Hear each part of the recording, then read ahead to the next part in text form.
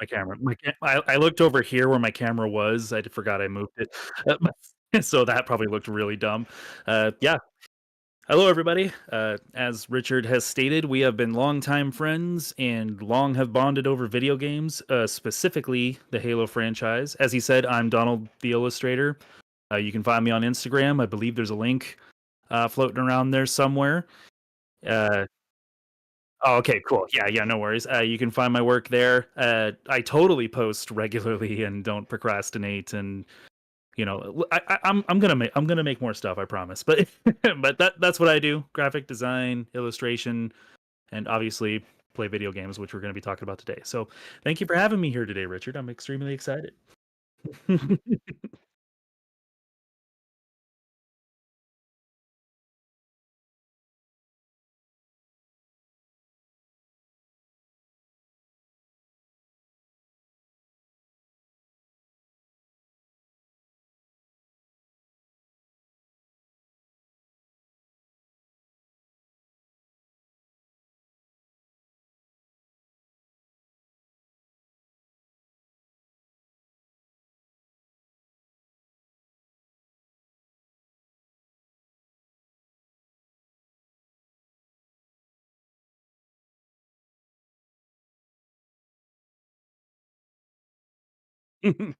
Oh shucks, you're gonna make me visibly blush on my camera. How dare you?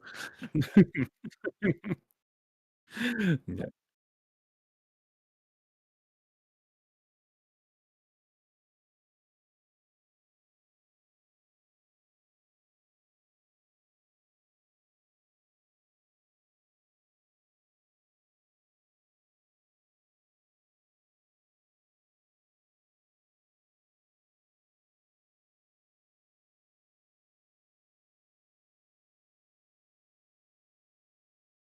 I was like technically earlier, yeah, like yeah.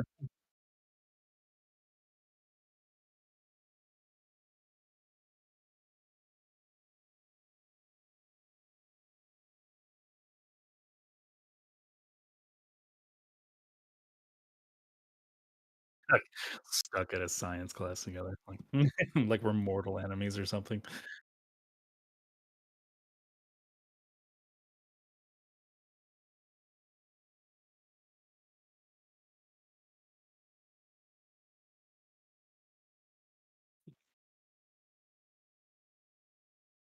I do I I do remember saying that. Yeah, that was mostly out of social awkwardness more than anything. I remember thinking that because I didn't make friends very well. Like that was still in that time where I was still kind of learning social cues and like how to talk like a normal person. So like as soon as I said it, I was like, I don't even fully believe that. I was just like I just blurted that. Why did I just blurt that? Like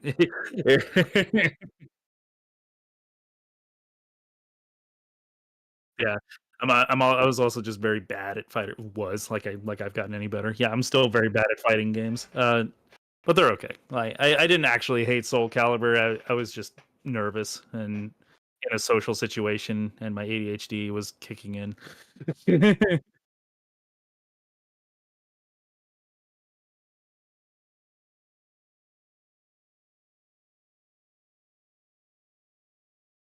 Yeah, the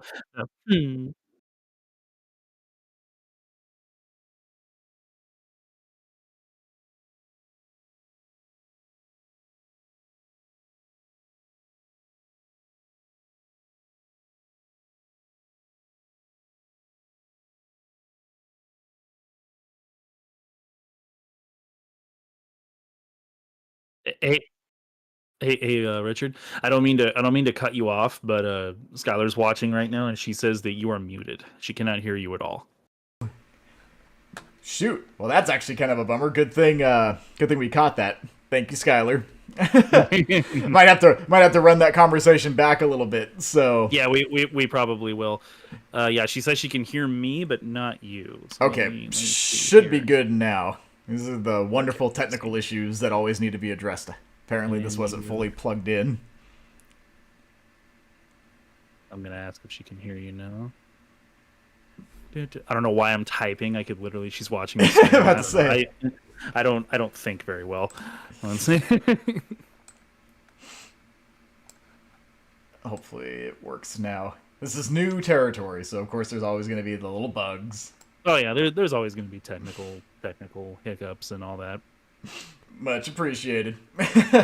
So since I was muted, I'm gonna run Oh, back okay, so just she can hear you now. Okay, good. cool. Yeah. So I'm gonna run that back just a little bit, not too much, just enough to kind of cover the Soul Calibur bit. So that's how we met. So, and also I better quickly run back a little bit about how okay, so these are gonna be game focused podcasts.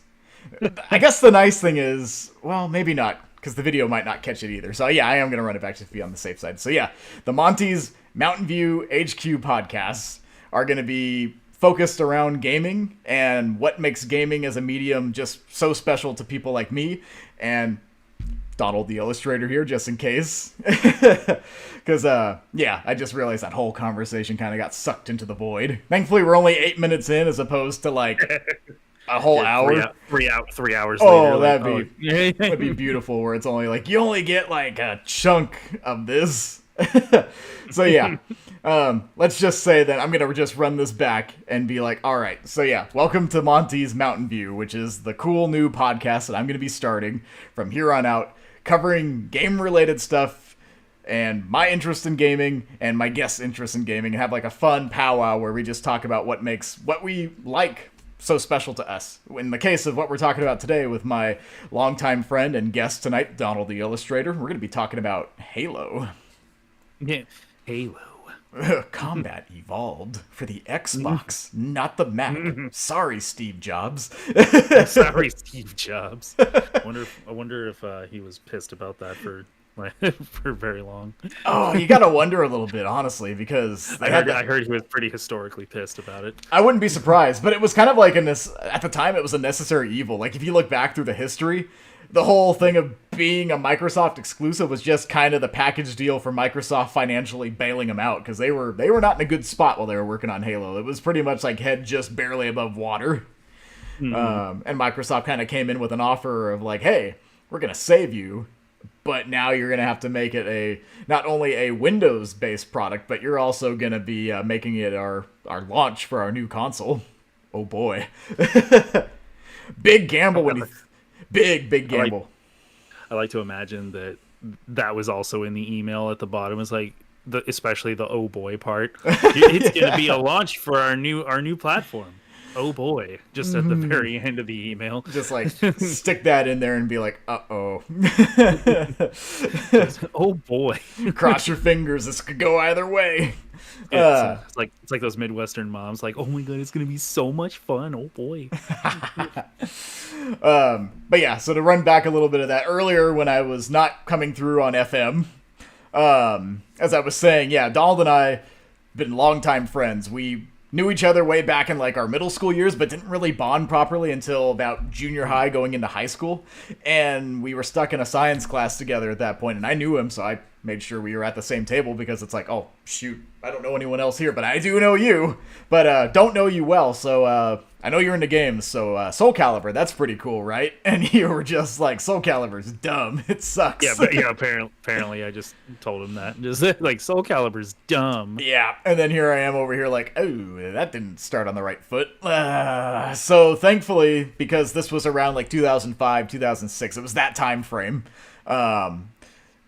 Halo was pretty big in the news. It was like, actually back then, Halo was the biggest video game franchise of all time, with two games, of course, Halo 1 and 2, but 2's launch was monumental. It was like a blockbuster movie. It was making waves and being promoted like it was a movie. It was a spectacle. Everyone was talking about Halo. Everyone and their mother knew what Halo was, even if they were like, weird green dude in spacesuit? What's so cool about that? Yeah. But no, that was a wild time to be alive. It was. And thankfully, we were both into it, because between the two of us, someone brought up Halo. I think I brought it up, and you were like, I like Halo also. I'm like, oh, thank goodness. Yeah, because I had just gotten... I was a little late to getting Halo 2. Not too badly, but I didn't get Halo 2 until, like... It came out in November of 2004. I didn't get it until like February of 2005. So like around when I got it for my birthday. and so like I had just gotten it pretty recently, and I was playing it all the time, but I was kind Mhm. of late. You know what I mean? All the other kids had been playing it, and they didn't really want to talk with me about it because they were already all into it and all that. So when when you wanted to talk to me, I was like, oh thank God! Like I've been wanting to talk to somebody about this, but everybody's already played it and left me behind. So Yeah, I'm and just even though I played it, I still really love talking about it. The 2004 era of my gaming was pretty much peak between Halo 2 and Metroid Prime. So I was just having like the time of my life basically with like the greatest games in my opinion at that point. So I was happy to talk about it, even if it was like, oh, I've been there, done that, but this is cool. Like, and actually meeting you properly at that point and being like, hey, we both like Halo. What makes Halo so special to you? And that's kind of how it evolved, pun intended, from there.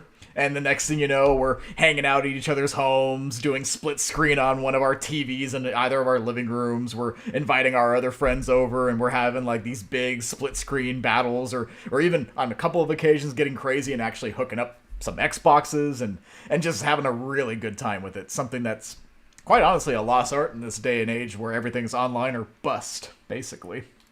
yeah. Um, No, it's funny. I remember when you invited me over to your house the first time. Like, I didn't have a whole lot of friends. Like, growing up, there's reasons for that. You know what I mean? I was way too handsome, But, no, I'm kidding. But no, he had that beard gogoatee combo way back then, and all the yeah, other kids were jealous. I'm 11. I'm 11 with a beard. Yeah, no, no, but I didn't have a lot of friends growing up, and like I said, there's a lot of reasons for that. I grew up kind of sheltered, so like after my parents split, you know what I mean? Like, and I was living with my mom, she was much more open to me having friends and stuff. So like, I'd only ever been invited to a friend's house one other time, and that was when I was like 9 or something like that. Mhm. So it didn't happen very often. It only happened once before. So when you invited my house, I remember I went home and I told my mom, I was like, Mom, I made a friend and he invited me to play video games at his house. And my mom like almost didn't believe me. Like she was just like, is it like a birthday party or something? I'm like, no, no, no, just to go over and hang out. And she's like, oh, well, hey, good for you. You're like, thanks, mom. Thanks, mom. Like, it's pretty funny. She didn't mean anything by it. It was just like it wasn't something that happened. I never Yeah. asked to go over to friends' houses. That was just not Mhm. something that I did. So she was like, at first, she was like, really?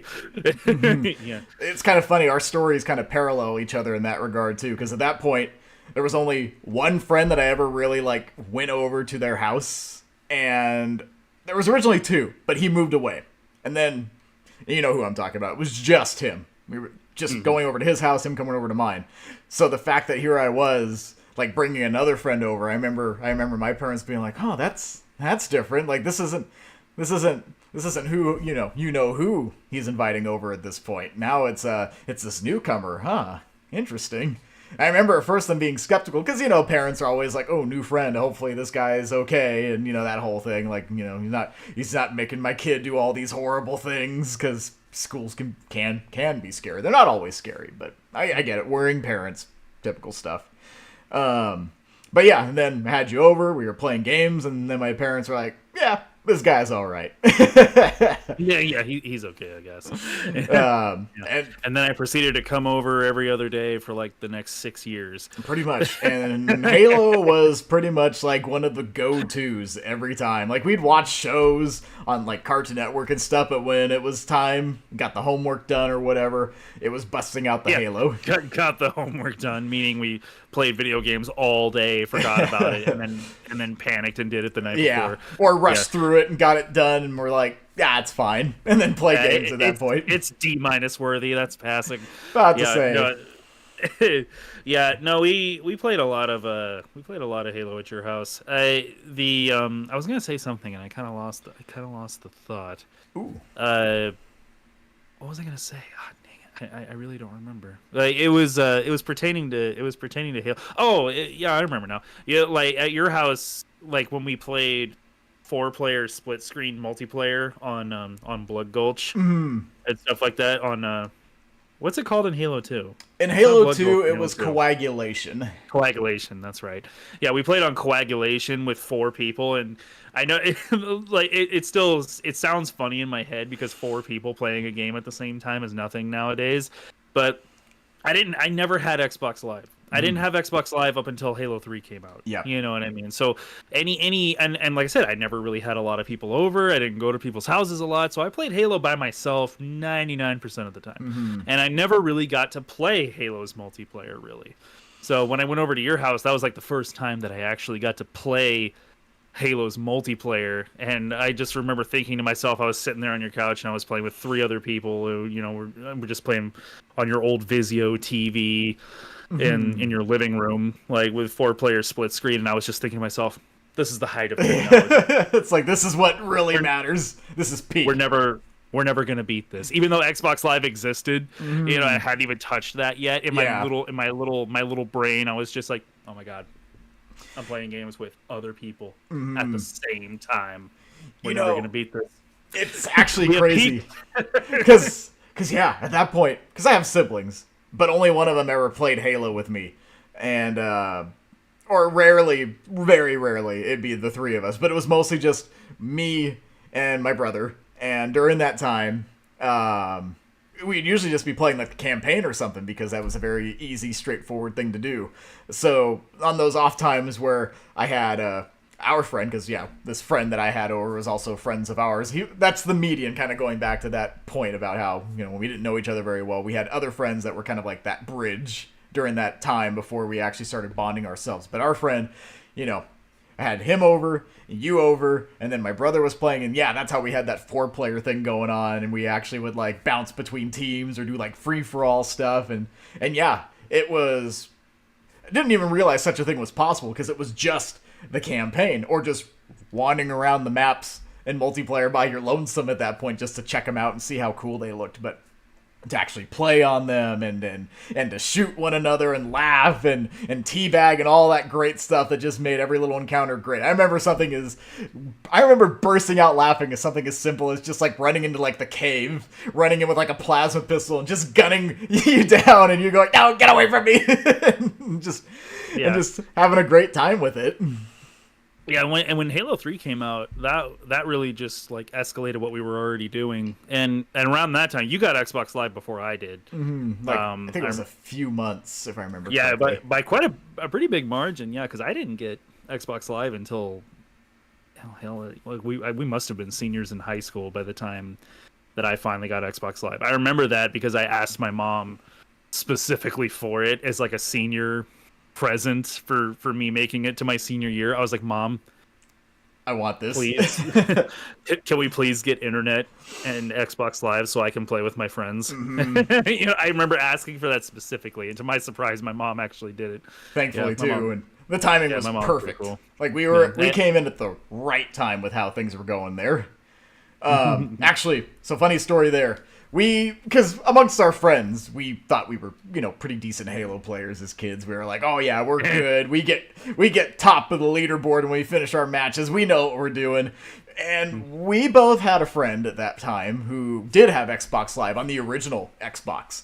We went over to his house one day, and he was like, hey, you guys want to play Halo on Xbox Live? And I'm like, oh, this is going to be crazy. We're going to fight all these other people.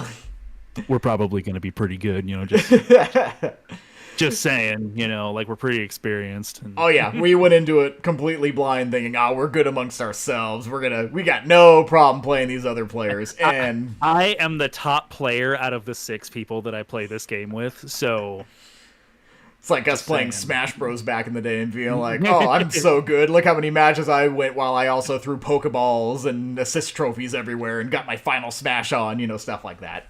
Yeah, you're good in your little clique, but once we went on Xbox Live, we learned things. We got steamrolled. We got turned inside out. We realized we were not as good as we thought we were. that was me too. I remember when I got Xbox Live and like first hopped on, like I got my ass handed to me. Like it was insane how good these people were, and I was like, please, I just wanted to. It's like, oh man, it's like it's gonna be like that. I was like, oh god, this was a mistake. I just remember thinking I need to go back to single player. I'm not meant for this. Pretty much, like, so this is what it means. A different breed. I'm over here playing the game on easy. These guys over here are playing on legendary, apparently. That was really funny. But it got a lot easier when I had you guys to play with, and like we all actually started playing like online together. That made it a lot easier because you have people to communicate with, and it's not just a bunch of random people that matchmaking generated. So that was that made it easier. That was a really fun time. I actually I know that I'm not the biggest fan of Halo anymore for reasons that I'm sure we'll get into. Oh yeah. But but I still think about it. I still think about that time, especially that transition period where we all went from like just playing split screen on our couches to actually playing together on Xbox Live, going after achievements, and you know what I mean. I still think about that time a lot, because that was good fun, man. Like you and I grew up in the same town. You know what I mean. There wasn't a whole lot to do, especially if you were under 21. You know what I mean. So it was either go outside and play, and go to the movies or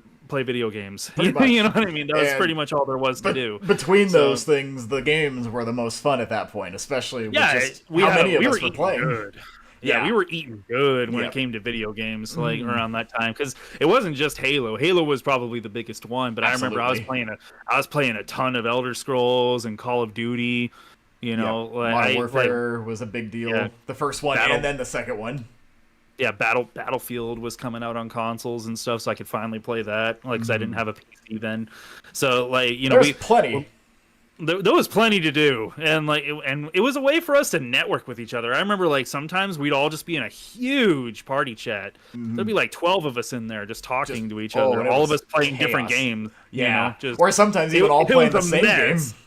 It was not pleasant to be in that party chat because headsets and microphones were also not what they are today. So it was just all this mono one sound coming into your left ear. 360 era microphones sounded like it was coming out of like pretty much like that. It was Especially, bad. And that was just talking normal. You don't even want to know what it sounded like when people were screaming at each other. Oh God, yeah, when someone would die in a match and you just and it would blow out the audio. It's like, it's a good thing only one ear is covered right now because I'm going to need this other one.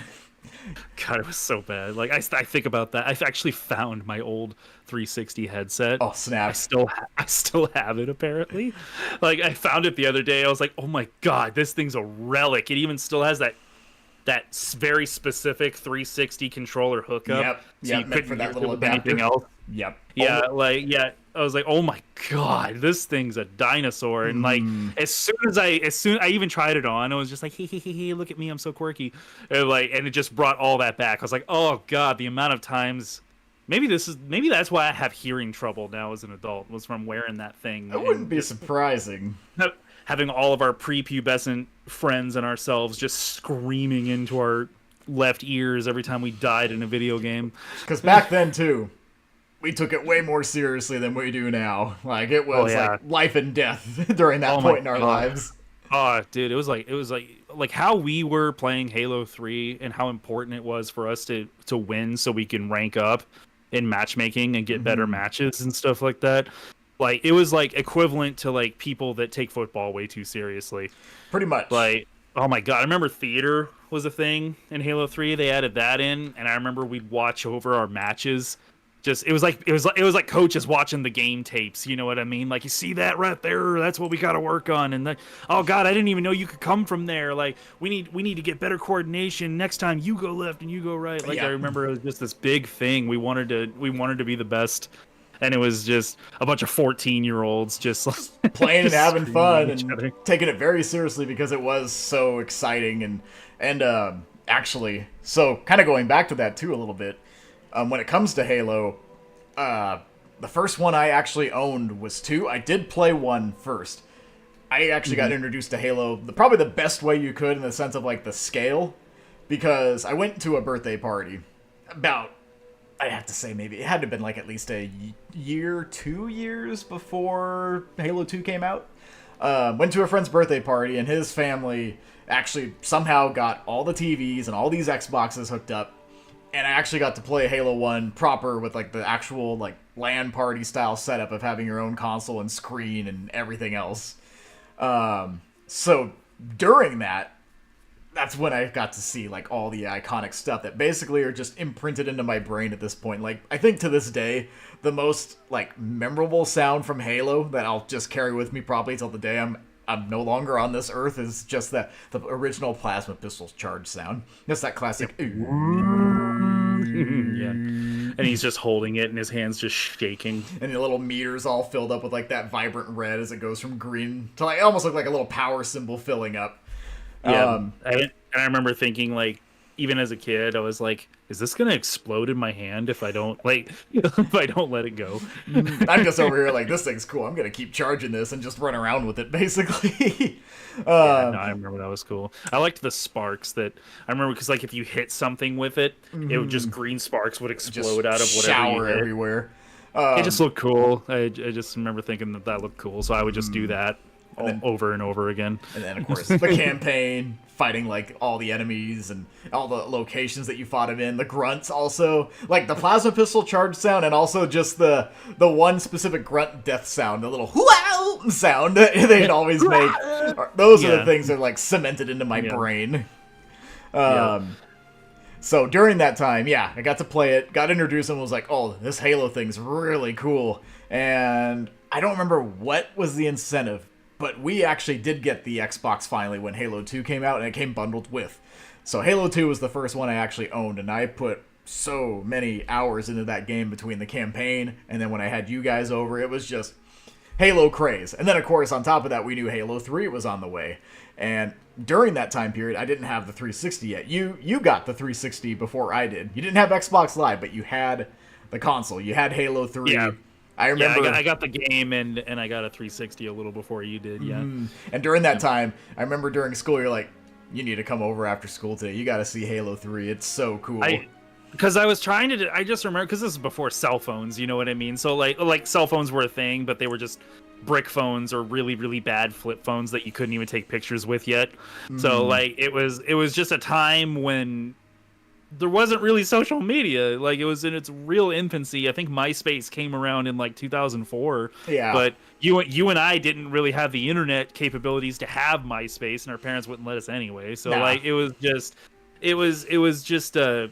because I just remember being frustrated, but in a good way. You know what I mean? I don't know if that makes sense. But because I got it, I played the hell out of it. I don't know if I beat the campaign the first day, but I played a big chunk before I had to go to bed to go back to school the next day. And I just remember trying to organize in my little brain, like my little 15-year-old brain. I was like, oh my god, I got to figure out how to tell them about this, like because like.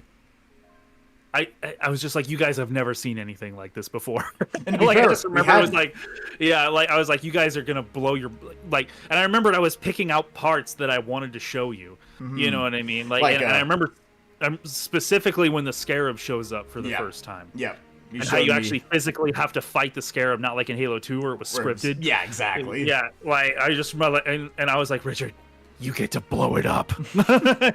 Like, I was like, watch this. And I just remember showing you the mongoose ride and like shooting the legs and going after the core and stuff like that. Yeah, I was like, oh my god, you get to actually blow it up. It's like, and look at it, it's wandering around. It's actually trying to like find you and zap you with the Scarab gun and all that. And yeah, I just remember being unreasonably excited. Oh, it was amazing. Comparing it to Halo 2, it was a big glow up, both in the presentation and then the multiplayer, because that's the thing that stuck with me the most is when you were showing me the multiplayer and then going like, by the way, you can go into this thing called theater mode now, and you can actually see what you're doing in those games. You can go around your character while he's running around. You can like take the camera off of him and take these really cool screenshots, and you can like, you know, archive them in like your online, not your online, it was like your local hard drive. You could take the screenshots and it would be saved to your Xbox. And then you could put them on Bungie.net. Yeah, you can upload them there. So other people could see them. Yeah. It was just an experience. They basically took the bar that they already set in Halo 2, introducing online play with Xbox Live, and then finding new ways to make it more interesting and investing and just more like hands-on as a community.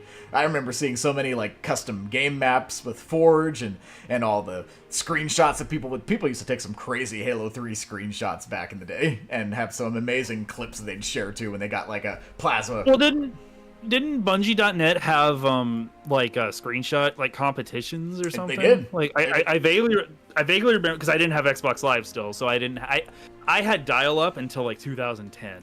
Like, you know, so like, well, not maybe not 2010. Like 2009 I had dial up until about then. You know what I mean? So I didn't get to participate in any of that. So but I just remember seeing, because you know G4 TV, you know, like X Play, Attack of the Show, and all that. They would talk about it. They'd be like, you know, and you know, Bungie.net hosts its first big screenshot contest. Winner gets this and this, and it would show the top 3 places. And I was like, I want to do that. It's like, shoot, all of them are having fun. Sign me up, basically. Yeah, I just watching all that and watching people play in these massive online battles with each other. Like, that's what made me ask my mom. Like, I was nervous to ask her because I was afraid she'd say no, because it was my senior year. I knew I should be focusing on like schoolwork, like my schoolwork and stuff like that. But Halo 3 came out in September of 2007. We had just started freshman year of high school in 2007. Yep. And by 2009, when we started our senior year, Halo 3 had been out for 2 years at that point. And for 2 years, I'd only been able to play Xbox Live at your house. I've only been able to like watch other people participate in all these fun events that the developers were hosting. I was like, I want to do You're like, I want my turn, dang it. My time is now. Yeah, it was. I was so happy when my mom said yes, because Halo 3 ODST had just come out. I think like in I think it was like September of like 2009, right as our senior year started. Yep, that's right. And I got to play Halo 3 ODST online at the same time as you guys. Like, I got to start it at the same time as you guys online. And oh my god, I was ecstatic. Shoot, I remember you had me over a few times, like, gotta see this new ODST trailer. You'd pull it up on like that old potato PC you had back in the day. Like, you gotta watch this. It's gonna take a little bit, but it's gonna be good. And I remember I couldn't even. The thing I showed it to you on, that PC couldn't even run like the internet. You know what I mean? Like, what that was an MP4 that I downloaded from Matt's house. Yeah, that's right. You actually had to take it back. I had to put it on a flash drive and put it on the computer and pray to God that the media player could handle it. We got creative. I couldn't even watch it. I couldn't even watch it on the website. I had to go to a friend's house that had internet to download it and compress it so I could watch it. Yep. And just like, see, take a look at this. Isn't it glorious? And I remember thinking, it does look cool. It's a bummer it's so small quality-wise, but, you know. It was like 240p, because that's all my computer could handle. Back then, HD was 720. Back in that era. Yeah, it was bad. And like the PC that we had was built in the 90s. You know, like my family is not an internet family. Not their thing. You know, it's not their thing. I was the only one that had any interest in the internet and playing games on the internet and stuff like that. So I was very late to that party. I still participated on the internet, but I had to do it by proxy. I had to go to someone else's house that had access to the internet. Exactly. So I remember you did it too. I carried a little case with me that had 2 or 3 little flash drives in it. So if I went over to a friend's house and they had cool screenshots or a cool video of a game that we all wanted to play, I'd be like, can you put this on my flash drive so I can watch it at home? That way you could check it out and share it, and just because that was all you could do. It was the only way, and it was we got creative, like I said a bit ago. Oh my god, Richard, I still have hold on. Oh, he's digging. These guys. Oh snap.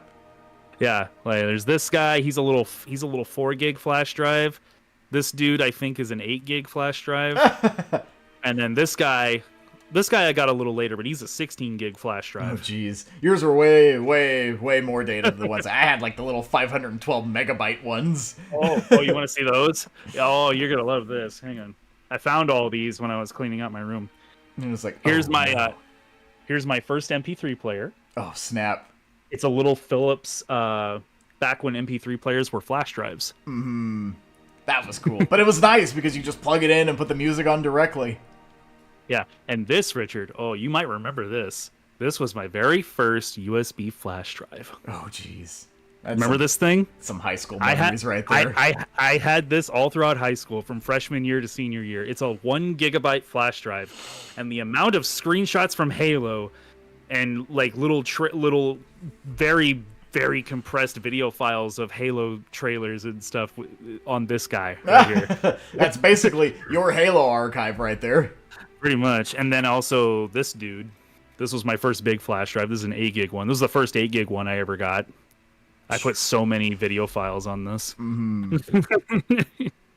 I still have all of these. I was surprised. And then when I couldn't use a flash drive, I also used this guy. For you kids out there, this is an SD card reader, and it actually still has my SD card in it. I have no idea what's on it. Oh, jeez. Plug in for surprise. I'm nervous. I'm worried to plug these in. I'm kind of worried that since they're so old that it might ruin them. True. You know It's kind of a tough thing. If I remember correctly, when it comes to like solid state drive type stuff, it's a finite time. It's basically as soon as you plug it in for the first time, every time it's plugged in, it's like a countdown, basically. And Rich, hey, you'll definitely remember this guy. So this little BB. Yeah. I don't know if my camera will focus because of the blur, but it says Xbox 360 right there. Oh, snap. And this right here was those memory sticks that 360 had for a while. Yep. And you could actually put data on this. You couldn't put any games on it. It was way too small. You could put like your save files and...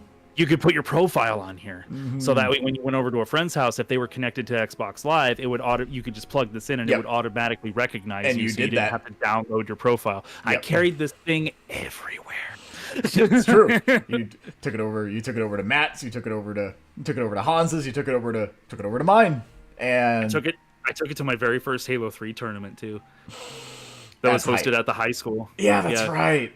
Cuz I think it was like our sophomore year. The kids actually put together like a Halo 3 tournament that this is what I used to have my profile. I brought this to the tournament and plugged that in so I could count on my record. And the show. I don't remember what I placed. I didn't win. I think I placed like mid bracket, but that was. I remember who I lost to. Yeah, I remember who I lost to, who knocked me out of the competition. It was I don't know if I should say his name or not, but it's probably not super important. This was like 20 years ago, but it's but basically he was a kid. He was an upperclassman, and he worked at the Dairy Queen. Oh, I know who you're talking about. He worked at the Dairy Queen, and I remember he kicked my ass in the tournament, and the Dairy Queen was right next to my house, and I would go there all the time. And so, like, I remember I would go in there, and I'd see him behind the counter, and I would just like... he just gives you... Did he ever give you, like, a smug look every time he handed you, like, your Blizzard or... Yeah, dude, like, I was like 16 or something, and it was like looking at a superhero, the guy that worked at Dairy Queen that kicked my ass in a school this guy actually knows how to play Halo. Because he was so good. I don't think I got a hit on him. Like, you know what I mean? Like, I don't think I even touched him during the tournament. I think he actually... like wiped me. I think he 15-0'd me. Lined up all of his headshots, always knew which corner you were coming around behind, and just... Dude, like, I wanted him to teach me how to play, man. Like, I was just like, man, he has his own job, makes his own money. Like, he can buy his own video games, and he's really good at them. He's like a superhero to me. You're like, I want to be that guy. And now here we are. All these... Like, that's who I want to be. Yeah. And all these years later, we're just like, that's perspective, basically. It was pretty funny. Yeah, like he was like 2 years older than us or something. Like not even that much older. Yeah, but to me, it was like for me, it was like he was like 40. You know what I mean? He had his life figured out. You know, he was good at Halo 3. He had it good. Yeah, it's that whole thing of like that point when you're a kid. Anyone that's older to you is like a cool adult, even if they're literally just like a year and a half older than you, and you're like, oh, you're so much more knowledgeable and filled with so much more experience. And nowadays, it's just like, oh, you're 5 years, 6 years younger than me. Whatever. Yeah. The second school tournament that I did was held at. Well, you remember? I don't know if you remember that one, but I actually donated my 360 and my controller for that one because it was at the mall. Oh yeah, I remember you talking. I didn't get to do that one. The little family fun center. Mm-hmm. Yeah, that's where they had it. They had it out there right in front of the arcade and stuff like that. And I entered in that one too. I did much better in that one, and I actually beat the best Halo 3 player at our school. I didn't win the tournament. I still didn't win, but I beat the best player that we had at our high school. And I was just remember being like, like, yeah. Yeah, Because I see you remember on that kid Xbox was Live. well, yeah, like that kid was such an ass about it. You know what I mean? He would always talk about how good he was at the game, and I remember like all of his like in art class, all he would do was draw his character from Halo 3 and like brag about like how good he was and stuff like that. And I actually managed to beat him in a tournament, Yep. so I was like, suck It's it. like, joke's on you. You're not as cool as you thought you were. Oh, he was pissed. Like, Like he was a move good over. sport about it. He was a good sport about it at the tournament, but I could tell he was not happy. Like when I beat him. He Like, probably would have exploded if you'd actually started like teabagging or something. yeah, but I didn't do stuff like that. Like I was just happy to be playing the game, but like it was like there was that satisfaction in the back of my head. I was like, yes, so Yeah. about that. Yeah. You know what I mean? Yeah. But I was a good sport about it. He was too, but I could just tell that he was, because like immediately after he was knocked out of the bracket, like he started packing up his stuff and he left. He didn't stay for the rest of the tournament. I did. Just like, he's like, I'm out. Yeah, he just packed up and went home like right afterwards. I was like, oh, he's pissed. He was Then just, I proceeded to get my ass kicked the very next bracket. yeah. I didn't even make it past my first opponent in the next bracket. I remember you telling me like, oh, I got him. I remember who it was, and you remember you being like, I got him. I actually beat him in Halo. Like, how'd you do the rest of the time? Oh, I lost. I'm like, but that didn't Yeah, well, matter. I got my shit kicked in the rest of the time, but you know, it was great. Yeah, the very next like bracket I was in, I lost to like a 12-year-old. You're just like, well, shoot, darn kids. Yeah, I was like 15 or 16, and I lost to like this 12-year-old kid. Like he just kicked my ass. Like it wasn't even close. But I was like, I beat the best Halo player in our high school. You're like, well, I guess that makes me the best player in the area now. Too bad we didn't. I was thinking that, but I didn't like want to spread that because I was too afraid of somebody challenging it. It wasn't even for a moral reason. I was like, oh god, You'd be like, if I go around talking like that, someone might actually challenge me. Let's say, none of that Brad Pitt. Is there no one else? Yeah, it was pretty funny. I was like, this will help me get a girlfriend. Well, I mean, shoot, if you didn't. But not where we were at, anyways. Some of those places, though, if it was like somewhere over like West Side or something, probably would have had a much better shot at it, just because. But because I see some of these posts on like, we all call it Twitter. You know what it actually is. Remember seeing posts and like, oh, I met the love of my life in a Halo tournament all these years ago, and oh, I met him back when I was in high school, and I'm just like, I'm obviously in the wrong place. It's like, I love the same stuff too, but no one was really into it aside from our group, the specific group that was either like us or the groups that we actually played like the LAN parties with or the tournaments with in our area, and that was pretty much it. Most of them, even if they were into games, didn't get the Halo craze, either because it was too overhyped or, to be fair, if you're not into sci-fi, Halo's not going to resonate with you. I was going to say, you're probably not going to give it a try, which is fair, you know what I mean, if it's not a genre that you're into. Yeah, it's that surface level first impression. If it doesn't look like something you'd be interested in, obviously you're not going to like deep dive in unless you have a friend or two that really pushes you into trying it and you going, okay, I actually do like it. But where was I going with? Oh yeah.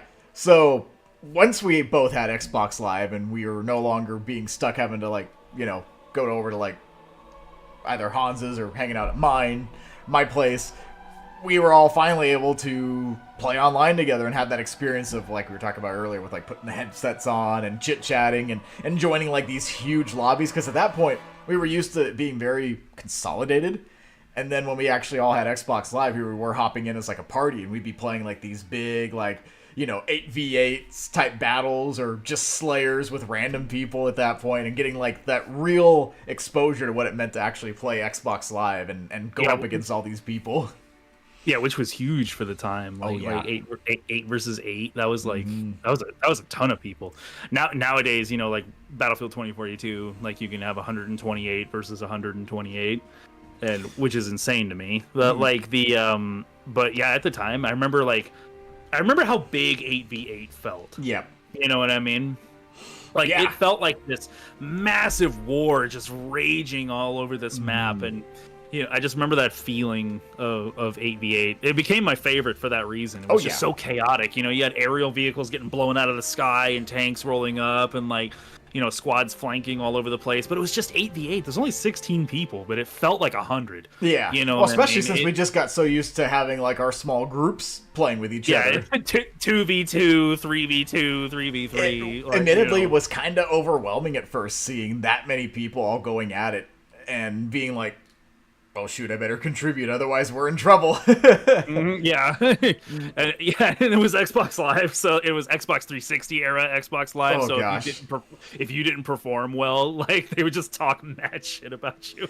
Oh, I got so many messages sent, both audio and typed out, of saying just how horrible I was and I should get good. Or when I actually did play good, it's the trash talking you get from like people on the enemy team saying you didn't do good or all this horrible stuff. You're the reason your team lost, like, just stuff like that. And you get like vulgar ones too. Like, it got toxic. People got mean, man. Like nowadays you can't really do that. No, it's so tame by comparison. Because back then it was pretty much like the Wild West. I think that's the best way of putting it. Anything you could pretty much do whatever the hell you wanted. Like they had rules, obviously, but like they didn't really. There wasn't really a way to enforce it at the time. The technology just wasn't there. There wasn't like a digital hall monitor checking out what you were up to and policing anything that you were saying or doing, basically. Yeah, they didn't have algorithms like listening in on people's conversations for keywords. You know what I mean? Like it was literally just you typing to some random person online, or sending a voice message. Like those were my favorite. I loved the voice messages. Like some of them were really funny. Others were kind of like, Jesus Christ, man, you need to see a therapist. Like, I don't know anybody that played a video game during Xbox 360 era Xbox Live that didn't get at least one death threat. Yeah. Like from a random person that they played a match with in some random game. So it got very, very intense at times. There were some times I remember even thinking, do I really want to keep playing on here with random people? This isn't good. But it was usually like that small, off and on thing. Thankfully, it was pretty rare, but it would happen. And like the thing that made it funny to me was just like it would never be somebody that was anywhere near me. Like it'd be some kid with an Australian accent. Of course, back then too, you had people doing a lot of fake accents. That was a thing in that era. Yeah. Oh God, yeah, don't remind me of that. Oh, it was chaos. Because like you said, there was no real way to enforce the rules at the time, so it was just anything goes, the Wild West. You could say whatever you want, your clan tag could be whatever you wanted. Your gamer tag could almost be whatever you wanted. Pretty much. You didn't have to get creative with using like numbers and symbols to spell out what you were trying to get past the censor. You could just blatantly just put it there and you'd be like, what did I just read? Yeah. No, I still think about it, man. Like this happened like what year is it? Let's see, we're in a good old 2024 now. Coming up on 20 years since Halo 2. That's the other reason I wanted to talk, is because 20 years since I actually truly like dived into the whole thing and became a fan proper. Mm-hmm. Yeah, but yeah, I just remember it was actually in a Modern Warfare 2 lobby. It was back in like 2009 when Matt and I were trying to grind for max prestige back when that mattered. Yeah. And like so this happened math. So that's like what, 15 years? Oh jeez. From 2009? Yeah. Like 15 years ago, something like that. Roughly. And closer to 16 now. Like this happened almost 16 years ago, and I still think about it at least a couple of times a week. Like just getting my ass kicked in a Modern Warfare 2 lobby by a guy named Anal Tear. And you're just like, with 4s instead of A's and 3s instead of E's. It's like I think about that. I still think about that. I don't know. I often think, like, is he still out there with that same gamer tag, just tearing up lobbies in Call of Duty? Like, what's he up to now? I hope he's doing well. Like, I mean, even I don't have my original gamer tag, so, and I didn't even have anything all that. It wasn't even. It was just kind of moving on to a new thing. So you gotta wonder, because out of all the people that I still see on like my friends list, I think only one of them still has the same tag they've had ever since I added them way, way back. Everyone else, if there's an old tag, it's because it's an old account that got abandoned. And if it is still the old account, they've changed it. I was going to say, I have a few that are like their original name, but those accounts haven't been active in like 10 years, so I don't know if that counts. Like like the people that are on my friends list, on Xbox Live, like, yeah, they're all different. Some of them are so different, in fact, that I actually don't know who they are.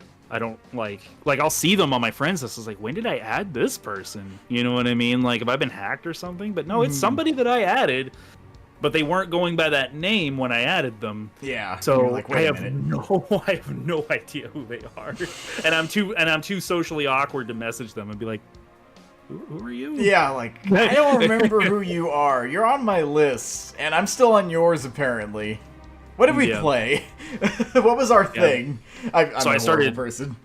Like, that's why, like, I'm glad that they added the favoriting feature for your friends on Xbox Live. Yeah. So, like, people that I knew, like, I would favorite them, so that way that, like, even if they changed their name, I could make a pretty educated guess on who it was. You know what I mean? So it was because I have a lot of people, like, on my friends list.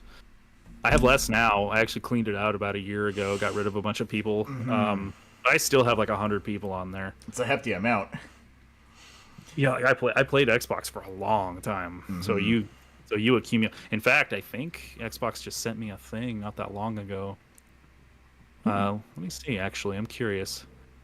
Let me see. Yeah, here.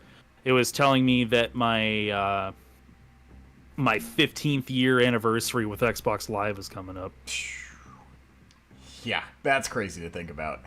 Yeah. We've been doing this for this long, playing. Yeah. Even if we don't play as much as we used to, we still have our accounts. We're still kind of at the ready for the big if and when we all decide to, like, take the plunge. But the fact that we still have it and it's been that long, it's like, oh, that's half my life right there, basically. More or less, yeah. Yeah, I don't have an Xbox anymore, you know, because I sold it to you.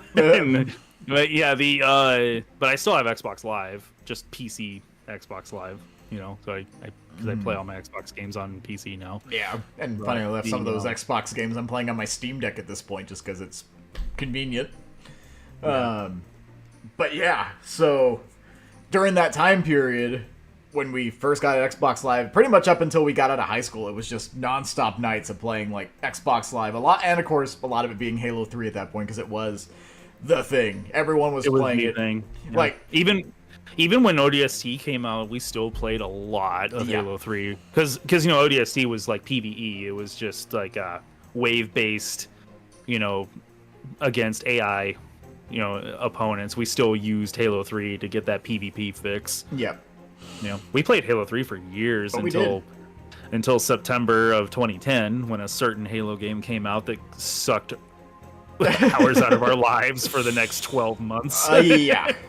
Even though looking back, Reach is probably Reach itself as a game is kind of more bottom for me, but the experience, like the online playing with like you and everyone else, that's still like really high up there, because Reach was when it was like the full Halo package as a fan proper. We actually were like at the midnight release for it when GameStop used to do midnight releases before they stopped doing, you know, because nowadays it's like as soon as it's 9 o'clock Eastern time, it's on the market. Everyone can get it at the same time, so you don't. Which is one thing I loved about living on the West Coast, baby, because we didn't have to stay up till midnight. We just had to make it to 9. Yeah, it's one big benefit. But back then, we did have to stay up till midnight our time, and here we are out there in a big old line. Yeah. And snapping photos, and we had people in that big line dressed up as like Spartans and stuff too. It was it was wild, man. Like, that was fun. That was the first midnight release I think you and I actually went to. Yep, never been to a midnight release until then.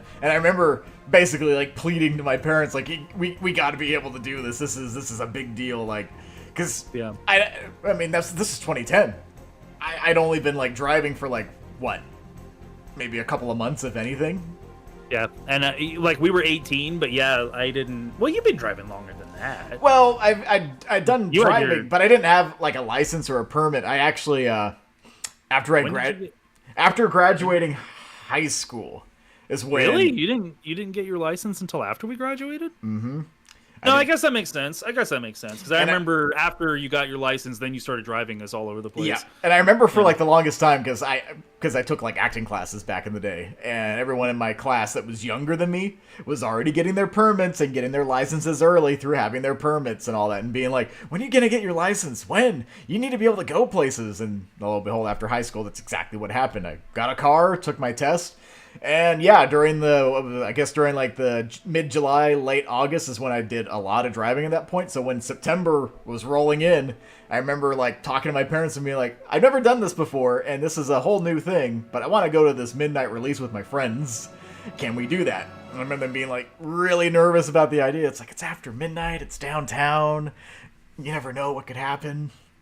Yeah. But talking him into it finally, reluctantly, but glad, because it was so cool actually being there and seeing like all these like-minded people that were all excited to get their hands on the new Halo game. Oh yeah, dude, that was a fun night. I still think about that. I remember I wore my Halo 3 snapback hat that I had. Yep. And I remember I was staying the night with another group of our friends. And our plan was just to get the game. Because my game, I didn't get mine at the midnight release. Yeah. My mom actually ordered it for me as like a surprise because we just graduated high school a few months prior. Yep. So like we graduated in June, and my mom knew I was excited for it, so she bought me the Legendary Edition for Halo Reach, the one that came with the statue. Mm-hmm. I still have that statue somewhere. The one back there right now, all blurred out, but yeah, the Reach statue's back there. Yeah, I still have mine somewhere. But but she ordered it online. You know, she pre-ordered it online, so it was going to be shipped to our house. And the scheduled arrival date wasn't until the day after, like, the release, which is still pretty damn good. You know what I mean? But I was like, damn it, I wanted to play it at midnight with my friends. Yeah. But then the group of friends that I was hanging out with, I was staying the night at his house with me and like 3 other people, and we all carpooled to the midnight release, and that's where I met up with you and Hans, and we all hung out and stuff and waited for the game to come out. Yeah. But yeah, so I went back and I stayed the night at their house. We played the game all night. We played the game from the time that it launched until like 11 a.m. the next day. Like it was whack. Yeah, and then I went really late.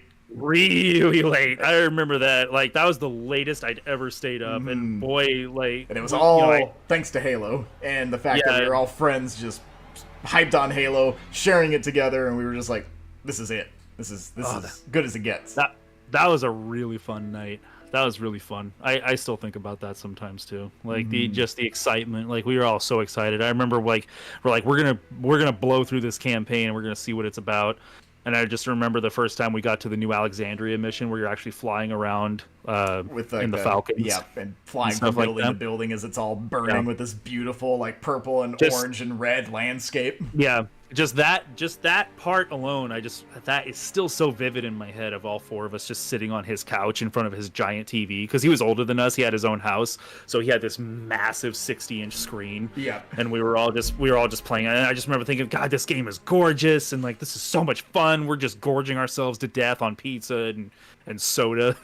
Like, oh man. And then we all fell asleep like in the same room, and then I woke up like that afternoon and I was like, I gotta go home and shower. And just be like, oh no. But then I got a package in the mail, so I was like, never mind. And then I went right back to playing. You're like, now it's mine, I'm gonna go play mine now. Yeah, and it came with like a bunch of DLC, and I remember the beta test. The beta was also super fun for Reach. Yeah, we played that during that period too, back when the betas were a big deal. Because you know how you can access your 360 era avatars even with modern Xbox Live. I'm still wearing the Halo Reach beta hoodie. Yep, because they actually gave out like the little avatar bonus for anyone that participated. That was back when they gave out like free digital content for beta participants. You know, like back when the avatar thing, they actually took that seriously. Yeah, because it's like, the feature still exists to this day, but they're so... It does, yeah. But they're so in the background. Until you pointed it out. Yeah, I thought that shit died with 360, man. But I didn't know until like a year ago when you told me, like, you can still make an avatar, and I was like, shut up, you can't. Not only that, you can still mess with the classic one, because they have these weird like new avatars that just... They look really weird. Yeah, like them. It's they actually take you straight to Uncanny Valley. It's funny. So a little trivia thing I'm going to throw into the podcast too for anyone that listens to this later. So the only reason avatars exist is because of the Wii. Nintendo had the little Miis, and Xbox was like, "Ooh, people really like this. They're doing like the Mii Sports. They're doing fun stuff with their avatars on that console. We need to do the same thing." So Rare used to be a Nintendo company until they weren't bought out by Nintendo and Microsoft swooped in and bought them out. And then during that time, Microsoft kind of had them do a few things here and there or greenlit certain things. But they did a lot of stuff specifically regarding Microsoft products. Like, they helped pioneer the Kinect as we knew it on the 360. They also, unfortunately, were the ones that made the original Xbox avatars. They had a hand in those creations. That was a Rare thing. Which also kind of explains why they have a little bit of a Nintendo flair to them, but still having, like, a little bit more going on than just floating head on little beady body or whatever. With a little bit more intricate facial features and stuff. But yeah, that was Rare that made the original Xbox avatars.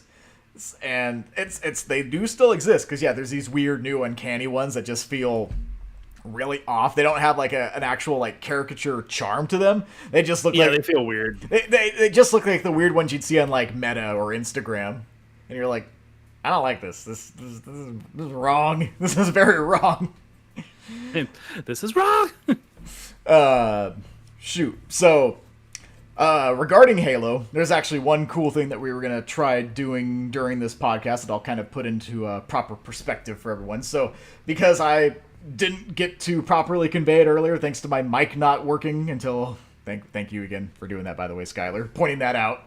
I was mentioning how you are Donald the Illustrator. You do a lot of amazing art pieces and have made some incredible pieces throughout the years with your I always thought of it as like the mid-2000s style artwork where everything's very like exaggerated in the proportions, especially during like expressions, and the outlines are very thick and add depth to the characters so they pop against their backgrounds that they're in.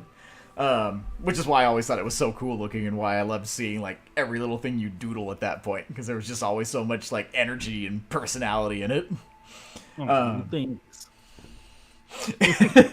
But because you are very versed in art and an understanding of like what makes things work on an artistic level when it comes to integrating it into stuff. Because, you know, one of the things we did talk about when we used to play Halo was like how each Halo game looked, especially from like 3 to Reach and then especially to 4 when they went a completely different direction with the art style at that point. But I was wondering when we were going to get to the art style change. Yeah, we got to talk about some art stuff, which will then lead into the at least the kind of fun part during this podcast. But yeah, so kind of leading up to the why as to why we're not into Halo as much as we used to be was because the original creators, Bungie, when they parted ways with Microsoft and Microsoft was left with the Halo franchise, it was part of the deal for them having their independence again during that time period. Because way back when, Halo was originally going to be an Apple product through the Mac, Steve Jobs and all that. Bungie wasn't doing good financially. Microsoft swooped in, saved them, but basically gave them the ultimatum of like, well, yeah, we'll give you the money, but you're now going to take this game that you're making for Steve Jobs on the Mac. You're going to make it for us on our brand new console that has no presence, no staying power whatsoever. Good luck. we're tired of Sony and Nintendo sucking up the market, so we're gonna launch our own console. But the fact they did it though showed they had faith in at least the IP. They felt that it was big enough. And yeah, and it worked, dude. The original Xbox was badass. Like it just there's no ifs, ands, or buts about it. There was just so many cool games on Xbox. Mm-hmm. But going back to that though, the original creators eventually wanted their independence back. They had to go through a package deal of being like, you got to make this many Halo games before you can cut ties with us completely, and you got to leave Halo behind with Microsoft. So Bungie moves on. Microsoft creates a new studio to take over Halo called 343. And they do some neat stuff. They did like the Halo Legends anime anthology, which to this day I actually still think is like the best piece of like Halo media to watch. It's got Yeah, I could agree with that. Yeah. I feel like I was hard on it when it first came out. But given the media we've gotten since then... There's also that. It's grown on me over the years. Even the segments in the Halo Legends thing that I didn't like have grown on me more because of the media that we've gotten in recent years. I'm just like, you know what? These weren't that bad. I think I was a little too hard on them. Yeah, perhaps I judged you too harshly. Yeah, literally, it's a Thanos meme. Yeah, but perhaps I judged you too harshly. Yeah. But so they weren't doing like when they started, it wasn't too bad because we got the cool anime Halo, and back in that period, I was eating that up like candy. And then we got a year after Halo Reach, they had Halo Combat Evolved Anniversary, putting the original game on the newest console and getting people kind of hyped. And at the time, it was great because it also had it worked on me because Halo 1's my favorite game. Yep, and they did give some extra content, like there were new maps to play on Reach through it. And it wasn't like Which was cool. Yeah. So it wasn't a nothing. There was something there. There was substance. But then I didn't like the art style that they put. Yeah, and speaking of that, that's when 4 came into play.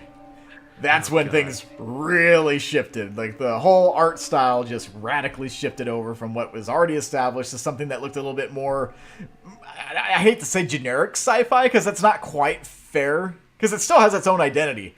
But it kind of lost that militaristic sci-fi and kind of leaned more into, like, straight-up sci-fi, I guess is the way of putting it. I don't think you're too off target, though, by saying generic sci-fi. But maybe because you're what you were saying, going off what you were saying with... like it had its own identity, which is true. But when you say generic sci-fi, that rings a bell with me because it's generic when compared to the original. You know what I mean? Like, the original was so instantly recognizable, even if you disagree with how the old games looked, even if you hated the old games art style, you knew not just like what franchise it was from, you knew which game it came from based on the art style of that game. Yeah. You know what I mean? Each one had its own identity. Like, that's a screenshot from Halo 2. You know what I mean? Like, it wasn't a question. You weren't like, maybe that's from that? Like, no. But, like, when Halo 4 came out and, like, they showed all these new designs, people were like, is that supposed to be... Is that a jackal? What the hell is that? Like, you know what I mean? Like, there was a lot of that. You know, I remember that on forums and stuff like that. People being like, I don't understand why, because I remember what they did to the jackal. They made their face all stubby looking. They made him look more dinosaur-like, less bird-like. Yeah, like, and people were like, "Is that a jackal?" And it wasn't until they saw them with the arm shields, like, okay, that's the jackal. Yeah, and the grunts also looked more reptilian rather than kind of like sucker face, babyish looking. I actually kind of liked. I'll give them that. I kind of liked Halo 4's grunt design. Yeah, but it was different, and obviously different. And then the elites, it's more so their armor that I have a problem with. I would say their overall physique I was okay with, but their armor design was ass. Like, what were they called? The Storm Covenant, which was also kind of like the justification why their gear looked kind of off was because they weren't supposed to be like full on militaristic Covenant. It was more like a splinter renegade group. It was like a sect of fundamentalists or something that splintered off. You know what I mean? So their gear is not as good, but it still just didn't look as eye-catchy. Like, it was missing a lot of the vibrant colors and stuff that really made it pop. They made them look like generic-ass aliens. You know what I mean? And that kind of goes also back into the gripe about the art style shift and with the Spartans, because the Spartan armors themselves became way more Iron Man inspired. It was kind of the best way to describe it, even down to how they suited up in the games too, hopping on like a ring and having like all these machine arms popping out and screwing the pieces on. It was very early 2008 Iron Man type stuff. Had a lot more of like that familiarity. And I didn't even really hate that as much. I didn't mind the idea of like making the suits be like more technologically advanced as the tech improved. My gripe was just how it was kind of presented. Like, once upon a time, there was this back and forth about colored undersuits, the tech suits that the Spartans had, the black that you see underneath the armor. In Halo 4, they made them the same color as your armor. So the colors just kind of looked weird. It looked bad because the armor didn't really stand out at that point. It just kind of bled together.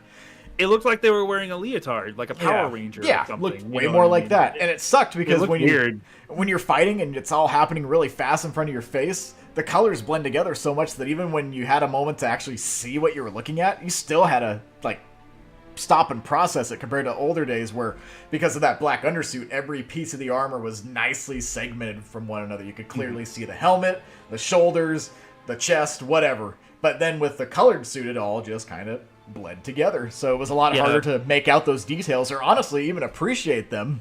Because I felt the undersuits kind of took away from the overall profile of any of those designs. The ones that I actually did like, and even the ones I didn't. The looked weird. Yeah, it was like coming from an artistic standpoint. And hopefully that doesn't make me sound too conceited. But like one of the things they teach you in design school is one of the ways to communicate a character and communicate a character effectively is called contrast. And the thing about that is, like, when you make everything the same color, it makes it all look the same. You know what I mean? Like, because it's not the same. Like, the undersuit is made of a different material. You couldn't tell by looking at it. You know what I mean? These suits are made of metal, but when it's all one color like that, it makes it look like you're wearing a leotard. Yeah. You know what I mean? The like, they didn't have to make it jet black, you know what I mean, if they didn't want to, but making it the exact same color was just a weird design choice. It made the silhouettes look off. It made the contrast between the armor plating and where the suit was look off. Because that's what it was. That's what it actually is. They're wearing a suit underneath the armor. The armor attaches to the suit. But but when they did that, it made it look like a zip-up hoodie. You know what I mean? Yeah. Like, because you didn't look like you were looking at you know, pieces anymore. More so, just like a Power Ranger unitard. Yeah, that's exactly what it looked like. It literally reminded me of Power Rangers, and I love Power Rangers. Don't get me wrong, but like in my sci-fi shooter with the military themes, kind of very grounded military themes too. Yeah, up to this point had a military theme that was much more grounded in a. I use realistic very loosely, you know what I mean, but like it was. But it was like the gear actually felt like stuff you could see modern military running around with. Like it didn't seem too far-fetched. They even talk about that in the documentaries of how they made their games. They were like, one of the ways they designed their vehicles, their weapons, their armors, their suits, their military personnel was based off of real world, what we used in the military at that time. You know what I mean? But it was so drastic that it was very jarring. Like, it didn't feel like it was in the same universe anymore. You know what I mean? It'd be one thing if you got to see them gradually changing over to that. I don't know how they would have done that effectively, but like, we didn't see a transition. It was just like, it was just here's Halo 3. And then here's Halo 4. Here's Halo 4. And 4 years had technically passed in between 3 and 4, but only 4 years, and it looks that drastically different. And unfortunately, they did originally confirm during that time period that it was a purely artistic change. They wanted to like visually separate their Halo games from the ones that Bungie did. And even if people on the team didn't want to do that, there were people in more important positions that wanted it to be that way. Which, in my opinion, is okay. If you want to differentiate your game from Bungie's games, I think that's fine. Oh, yeah. You know what I mean? The studio wanted their own identity. I get that. You know what I mean? They don't want to feel like they're just copying what was already done. They want to be able to stand on their own 2 feet with their designs. That makes sense to me.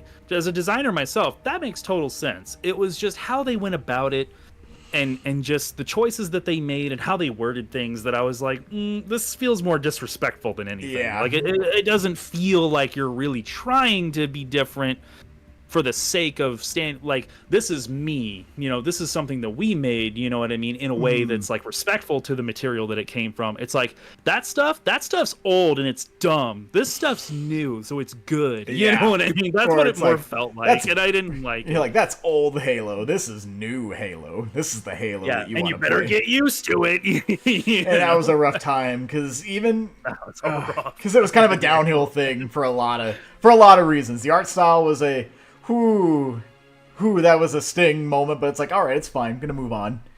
Yeah, my boy. Ooh. Look how they massacred my boy. Oh, I see some new activity in the chat. Welcome to the podcast as we continue rambling on about Halo, and currently, specifically, the art style change that went from Bungie to 343, because we're going to be doing something a little fun here pretty quick. It's building up to this. Welcome back to Two Old Men Brag About the Good Old Days and Bitch About What's Going On Now. About to say, do I even really look that old? I still have my youth. Whatever that means. Little different from if you're here when I normally say something, but I'm not gonna. Yeah, don't do that. Don't do that. But yeah, a little different from what the usual content is, because anyone that's been following me all this time, it's mostly been a lot of Smash Bros stuff, or the stuff that I do when I'm working on the remix Smash mod. But wanted to mix things up, do a cool podcast series talking about games. Smash Bros is obviously going to be a focus depending on who I bring in, but talking about games that I also like and games that I know people really well also enjoy, and just reminiscing about what made them fun, and even the stuff that we want to critique to put our voice out there. And but No, still so enjoy. we're Like, just reminiscing. exactly. Like this, because this was an era from a, an earlier point in like gaming history where gaming was still very popular, but it wasn't the juggernaut that it is nowadays. The games in the It mid was 2000s were, It was still pretty niche. yeah. Like you were either a young teenager or a really weird adult in the eyes of society. Really the only games that were pushing in such a like a mainstream sense at that point. Obviously you had Nintendo stuff. Nintendo was just the gaming thing for a lot of people, but having things like Call of Duty and Halo really just like pushing the gates aside and shoving their way into the mainstream at that point was a big deal. So shoot, going back to that though, yeah. So it was just kind of a downward thing, like the art style change. And then just the approach with gameplay was also a little like they were trying to lean a little too hard into their competitors. They kind of were losing their identity. So well, you think of it this way: like Black Ops 2 came out the same year, and it was they were in a bad situation with that. Call of Duty was pulling way ahead in terms of like player count and sales, and it would remain there for the entirety of Halo 4's life cycle. It wouldn't even be close. I think. Because I played Black Ops 2 at the same time. And, like, yeah, you go online any night. It could be a weeknight, and there'd still be, like, 200,000 people on. Mm-hmm. You know what I mean? And, like, go on to Halo 4 even just a few months after launch, and it was, like, 30,000 if you were lucky. You see, that kind of goes back to the other big bummer about the whole situation was during that Bungie era, especially during Halo 3, they had this cool little image when you were in the online lobby trying to matchmake, and it would tell you how many people were online. There were at points millions of people playing Halo. The entire image was a globe, and it showed these little specks that showed like which areas were actively playing online, and the whole thing was lit up like a Christmas tree pretty much. Yeah, Halo 3 did the same thing. Call of Duty did that as well. I think that's why they did it, because Call of Duty was doing that. Yeah. But yeah, you could see what regions were popular, and like Richard said, pretty much the whole map in the modern world was just completely lit, and then a few months after launch, there was a big spot on the East Coast, a littler spot on the West Coast, maybe a few little spots in the Midwest, and then Europe. Yeah. and then England, and that's pretty much it. Like there just wasn't very many people playing.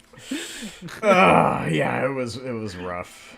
But that was rough. And the game almost died. I remember that. I remember that the player count was literally getting so low that there was only like 2 playlists that you could even find matches in because there was just too few people playing. Yep. And then, of course, Halo 5 came out. There was a bit of a population resurgence. The problem was the content was... This was the start of that era of, like, games not having everything at launch. Being finished, yeah. And forcing you to have to wait long periods before you got everything, or charging you a ton of money just to get stuff early. I hated Halo 5. I'll say that. Halo 5 to me was a terrible game. Not just a terrible Halo game, but a terrible game in general.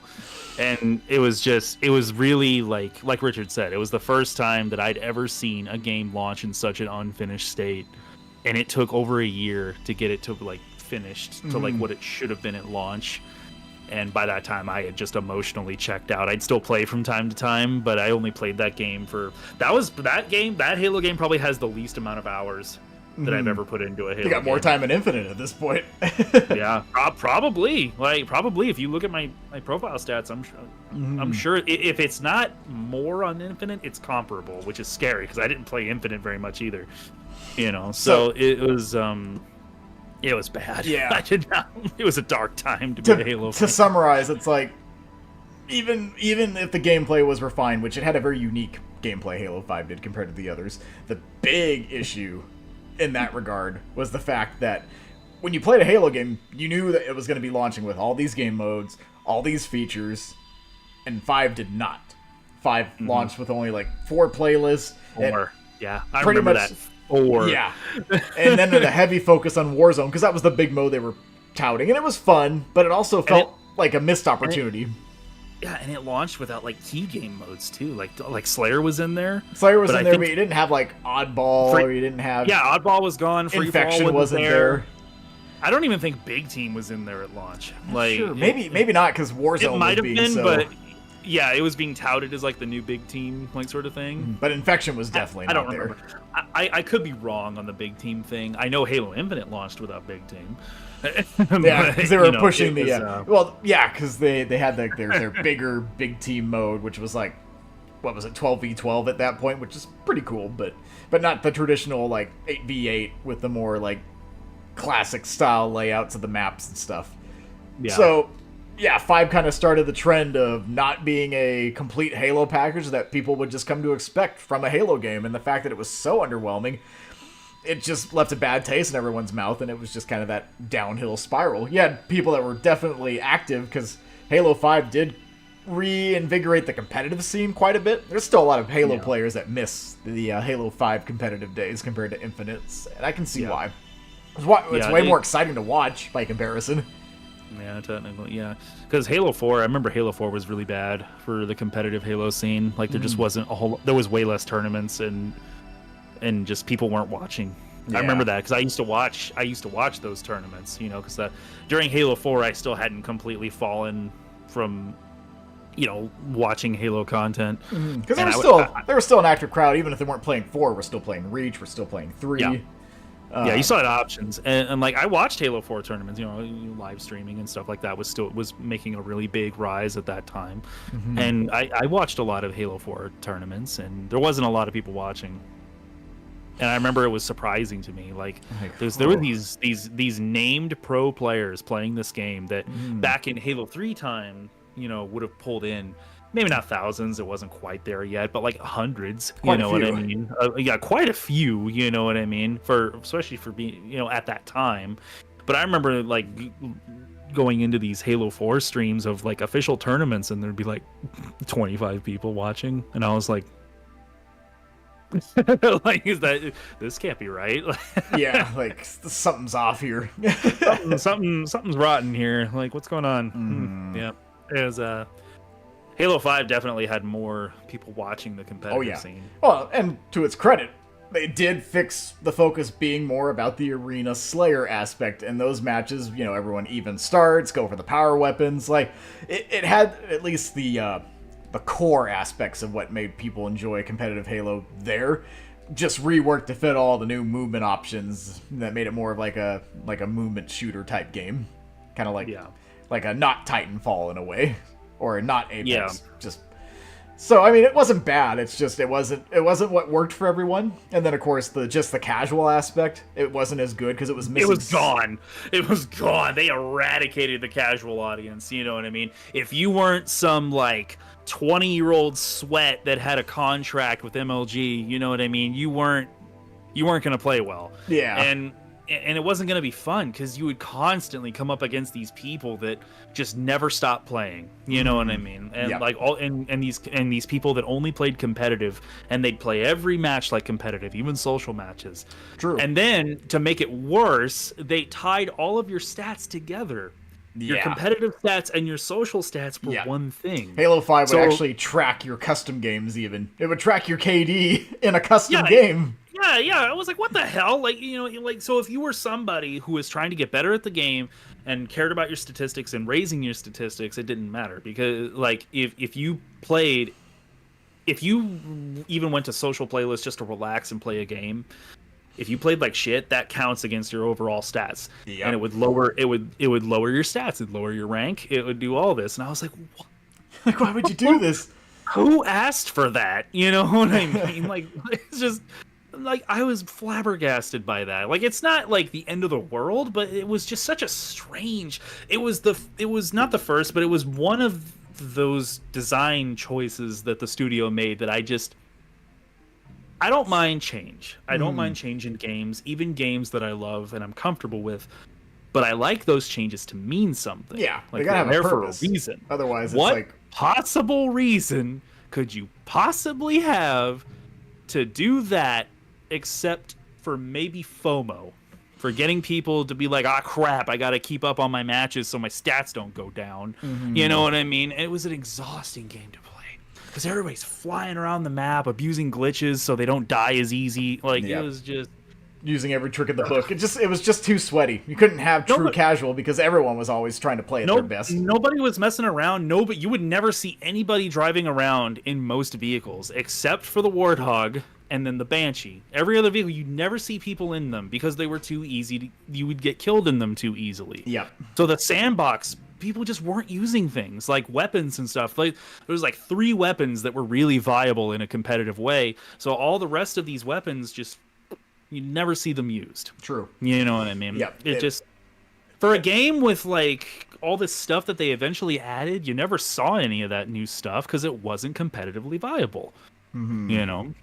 So yeah, it was just a big missed opportunity. And then on that casual side of it, there wasn't like any actual game modes or maps that people could actually enjoy. No theater, no forge, not until later. Yeah. So a lot of that crazy. casual just kind of trickled away. And if there was even that casual that did split screen still with like their siblings or family or friends or whoever, that was gone too because at that point, you can't do that anymore either. They took that away too. Split screen. Better buy 3 more Xboxes for your siblings if you want to play together now. Yeah, Give me money. Just poor business decisions, and not all that's entirely 343s. Like executives at 343 might have led to that, but there was some, I'm sure, Microsoft interference that led to some of those decisions too, and that's also the problem.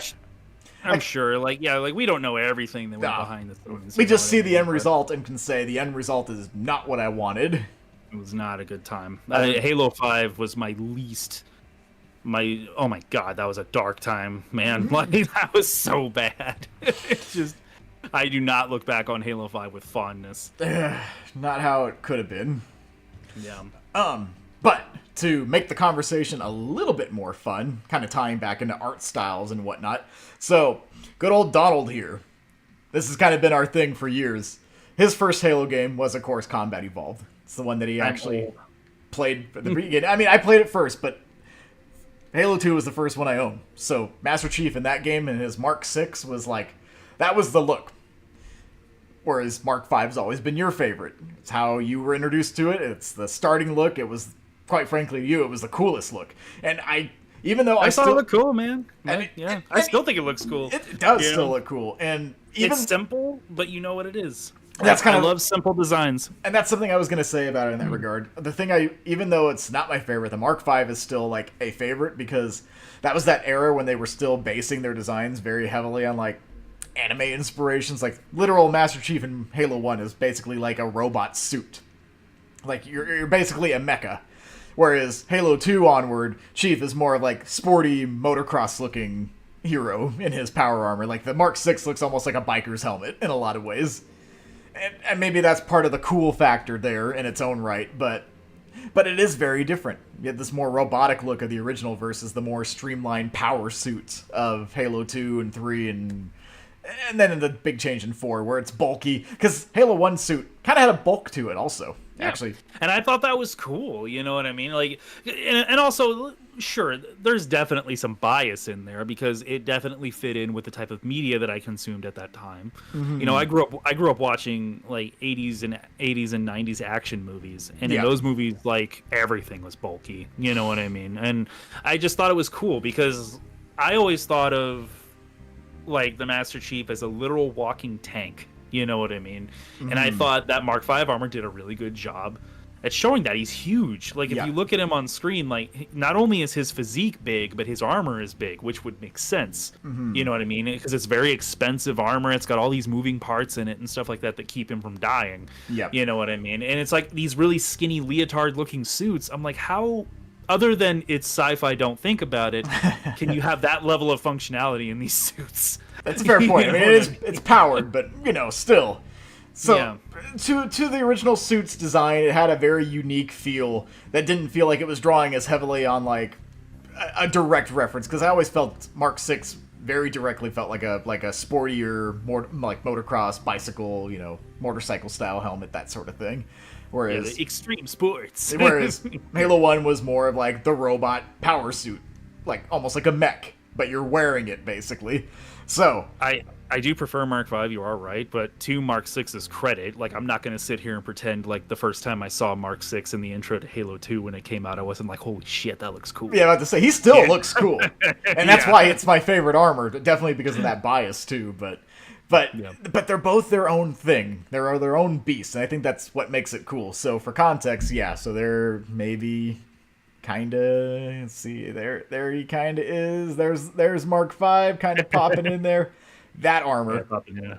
Yep, kind of phasing in and out of reality. There he Yeah, is. it's the stupid blur that we have in our backgrounds. Yeah. Yeah, there he is. You can see him there. So, because Donald is such a huge fan of the Mark V, the crazy thing is, even though it's only been in one game, at least Master Chief's only ever worn it in one game that you play as Master Chief.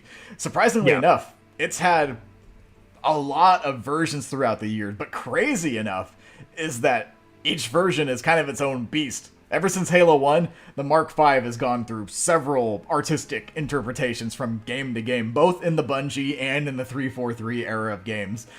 Maybe it was just because of how low poly it was in the first game. It's like they never really had like a definitive look.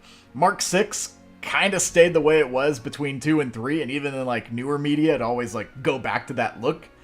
Even in Reach, Mark 6 helmet looks like Mark 6, but Mark 5 kind of did something a little different compared to how it looked in Halo 1. Even though it's the first look, and it was pretty well cemented, they've always kind of played around with it to see, like, what really clicked, or what could make it look better, or whatever. So because of that, throughout the years, there have been a good almost dozen different interpretations of the Mark V, both in, like, full suits and even its helmet, depending on which games. Some really, really good, and some... Not so good. Much. So what we're going to do, we're going to have a little fun here. We are going to do a couple of tier lists involving the Mark V as my thank you for joining me on this today. We're going to put some focus on, you know, your favorite suit of armor, and basically between the two of us, make our own little tier list and decide which Mark Vs are the best Mark Vs out of all the 5s that we've ever gotten in Halo's history at this point over the past. Is Combat Evolves Mark V in this list? Oh, you better believe it. Okay, that's probably going to be number 1, just so you know. I figured as much. So let me take this brief opportunity to get this pulled up here so we can enjoy this together. Let's see. So I'm gonna. Oh no, not again. Let's see. Set it to this. Go live. There it is. Now you can click. Yep, there we go. Click on it so you can actually see proper. So we're going to do this in a couple of different ways here. This is where the fun begins. So we technically have... I'm going to also set this up over here too, because I know it's going to be like, your stream's still running if I don't do it this way. So... Full screen, that's what we want. Yeah, now I can see. Sorry, so, I'm an old man, and I was trying to figure out how to full screen. So, disappear. Our faces are going to be absent for a moment, but that's not a big deal, especially if you're just listening to the audio. So what we got pulled up here, for those of you that are listening and not watching, is we have 2 separate tier lists that are going to be going on here. We have a tier list specifically focused on the actual Mark V armor itself. And then we also have a tier list that's specifically focused on the helmets, because there were instances in games where you didn't get the full Mark V, it was just the helmet. And each one has their own profile. So we're going to have some fun and actually, like, look at these proper and, you know, decide on which ones are the best. And I actually got 2 of each, because I figured while you were making yours, I'd be making my decisions too on which ones I think look the best. So I'll leave it to you. Which ones do you want to focus on first? The helmets or the full package? We can just start with the helmets and just work our way to the suits from there. That sounds good. Because the helmets are pretty easy. Like, they're just one piece of an overall suit. Mm-hmm. So our first one that we got here, we have the Mark V. I think it's the Mark V Gamma. This is a helmet that they introduced in Infinite. So it's a Mark V variant, and that's been kind of a thing that's been happening in Halo games since 343. Is like, apparently there's a bunch of different versions of the Mark V. I guess Reach, technically it's Reach's fault. Reach did introduce this first. So, because of that... Reach! Yeah. This one. So, this is Mark V Gamma. I look at it, and... it's kind of... How would I describe it? It's like, I can see the Mark V lineage very clearly, but the fact that it's trying to be a Mark V, especially if we're like comparing it to the original design itself, it feels more like it should be its own thing and not a Mark V helmet, because it's pulling a lot of stuff. If you look very carefully at like the visor, like I can actually blow it up a little bit here and then shrink it back down. Here we go. So you look at it, and it almost looks like a fusion between the Mark V and also the Mark VI from Halo 4, especially in the visor here. Yeah. Like, it's trying too hard to be composite, I think. Yeah, like for me, I will say this is not my least favorite Mark V design. But it's not my favorite either. I think that if I was playing a Halo game and I was told this was my Mark V option, I wouldn't be extremely pissed. Like, I would just be like, no, it's not the greatest looking. But because to me, it doesn't really look like Mark V to me. It looks like a Mark IV helmet. That's what it looks like to me. It looks like a Halo Wars era Mark IV helmet. Like, Yeah. I don't know. I haven't seen that helmet in recent years, but that's what it looks like to me, which is not a terrible thing because I like the Mark IV armor's look as well. But to somebody who maybe doesn't like Mark IV's look, I don't think they're gonna like this helmet very much because to me it looks a lot like that. Yeah, it's leaning heavily into it. It almost feels like someone took the two helmets and kind of like kit bashed them together in a way. Like I'm just gun to my head, like put it somewhere. I would say C tier because to me it's inoffensive.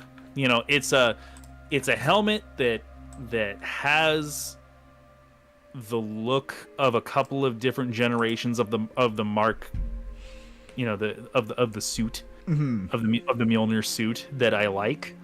So if that was my only option cosmetically, I wouldn't be thrilled, but I would be like, yeah, okay, I'll wear it because it's the closest thing I got. Yeah, okay, so for me, I do kind of like the look, but I think I only like it more because it is pulling so heavily on the, I guess the 343 Mark 6. I guess it's technically Mark 6 mod, is what it's canonically called. It's supposed to justify why it looks different at this point with the whole nanomachine sun thing. It being what it is, I don't mind the look of it, but as far as, like, trying to be a Mark V, it feels like it's a little too... It's too heavily leaning on the fact that it is a composite design, and it almost feels like a Mark VI pretending to be a Mark V, I guess is a way of putting it. It's like, it just feels a little too mishmashed, in my opinion. So, yeah, that's fair. I think I'm going to put it in D for me. Ooh, you're more harsh than me already. Like, I don't mind it, but if I was going to say, ooh, this is a good, like, interpretation of the original Mark V, it's leaning too much into the Mark VI mod, and not enough in the 5. So, yeah, I give it the D. And we ain't talking vitamins. Give it the D. Yeah, there we go. So the number 1 is his tier list, and number 2 is mine. So the next helmet, I realized I did kind of do a boo-boo. I'm missing the original Combat Evolved helmet in this lineup, technically. So I'm going to just copy and use the... For all intents and purposes, this duplicate is going to be the... Is the one in the middle not from the original game? The one in the middle is actually the anniversary one, but we'll get to that in a second. Well, we already established which one, you know, the original Mark V from Halo 1 is your favorite. So, yeah, for all intents and purposes, that'll be the one. I'll fix the image in post though, outside of the stream. But, because that's not the image of it. It's not. Honestly, even this you'd be more okay with because at least it's Combat Evolved. You know what? I think I'll do that at the very least. So, for all intents and purposes, Anniversary 1 is being used as a placeholder for the original 2001 helmet that I will fix in post. So, yeah, that's just the indicator at this point. So, no contest. That's the original Mark V. It's the very first one. It's the one that changed everything and introduced Master Chief to the mainstream and made him a household icon. And he had a look that was iconic, all the better for it. So, the next helmet, though, is not the same story. That helmet. The Mark V Alpha. Another helmet that was introduced in Halo 5. It's ass. It's I don't like it. the thing It's that so round. Look how round it is. Like I didn't even realize how round it was until looking at it from the front. Like it looks like he's wearing a fucking like a high school beach ball like a globe. You know those globes that sit in classrooms and stuff yeah. like that. Well, it looks like he's wearing that on his head. You know, like I thought it was ugly in Halo 5 and I think it's ugly now. Like for me it's disgusting. Get it out of here. That like to me that's F tier. That's your that F helmet's then. gross. All That's right. my F. That helmet is gross. There we go. Bottom of the barrel. Is the ugliest one out of all of them by far for me. So for me, whew, okay. So I'm thinking about this here. Yeah. Yeah, I'm kind of of the same mindset. The thing that stings about this helmet is the fact that it was deliberately trying to be a classic version of the original Mark V, all the way down to like its bulky shape, but all the proportions are just wrong. Everything Yeah. about the shape just feels uncanny and off.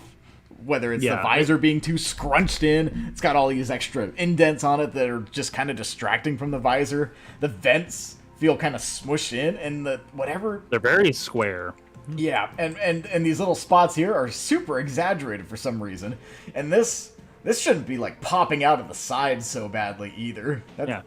You know what it is, Richard? It's, Mom, can I have the Mark V helmet original from Halo in 2001? And she's like, no, sweetie, we have the original Mark V helmet from Halo 2001 at home. And then there's at home. The original helmet at home. Oh, Yeah. there's another little gripe about it too. I forgot to point out. Oops, we gotta go forward. Also, that little white spot, that's a shield light. For some reason, they put a little shield emitter light on the very top where the visor connects with the little like sunblock or whatever you want to call it that sticks out. Yeah. And it's yeah, just the like, visor.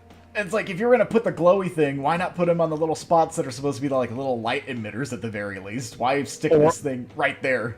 Or on the back of the helmet, because there is a light on the back of the helmet where Cortana's chip slot is. Yeah, but it's just this little spot, but they just threw a little light, like a little headlamp shield light right there. And It's like they're going coal mining. and it didn't have that originally, so it just makes it look Yeah. even more off, like they missed the mark. And like you said, the thing that pisses me off about this design is this is the one they introduced in Halo 5, because I remember the trailer for it. They were like, ooh, here's a classic throwback suit to Halo 1. And I'm like, it doesn't even look like it. Well, the thing is, when I first saw it pop up on screen, I was like, I knew what I was looking at, but then when I was looking at it, all the wrongs started to like scream at me during that time. Like it had all the lights where they weren't supposed to be. It had a blocky look, which I thought was kind of cool. It felt very throwbacky, but then the closer you looked at it, just everything just did not feel right. It was wrong. It's round. It's round. It's wrong. Yeah. So, the next one, though, is starting the trend of Mark V variants with Halo Reach, is the one that Noble Team, or you rather, start out with when you play Halo Reach, the Mark V-B.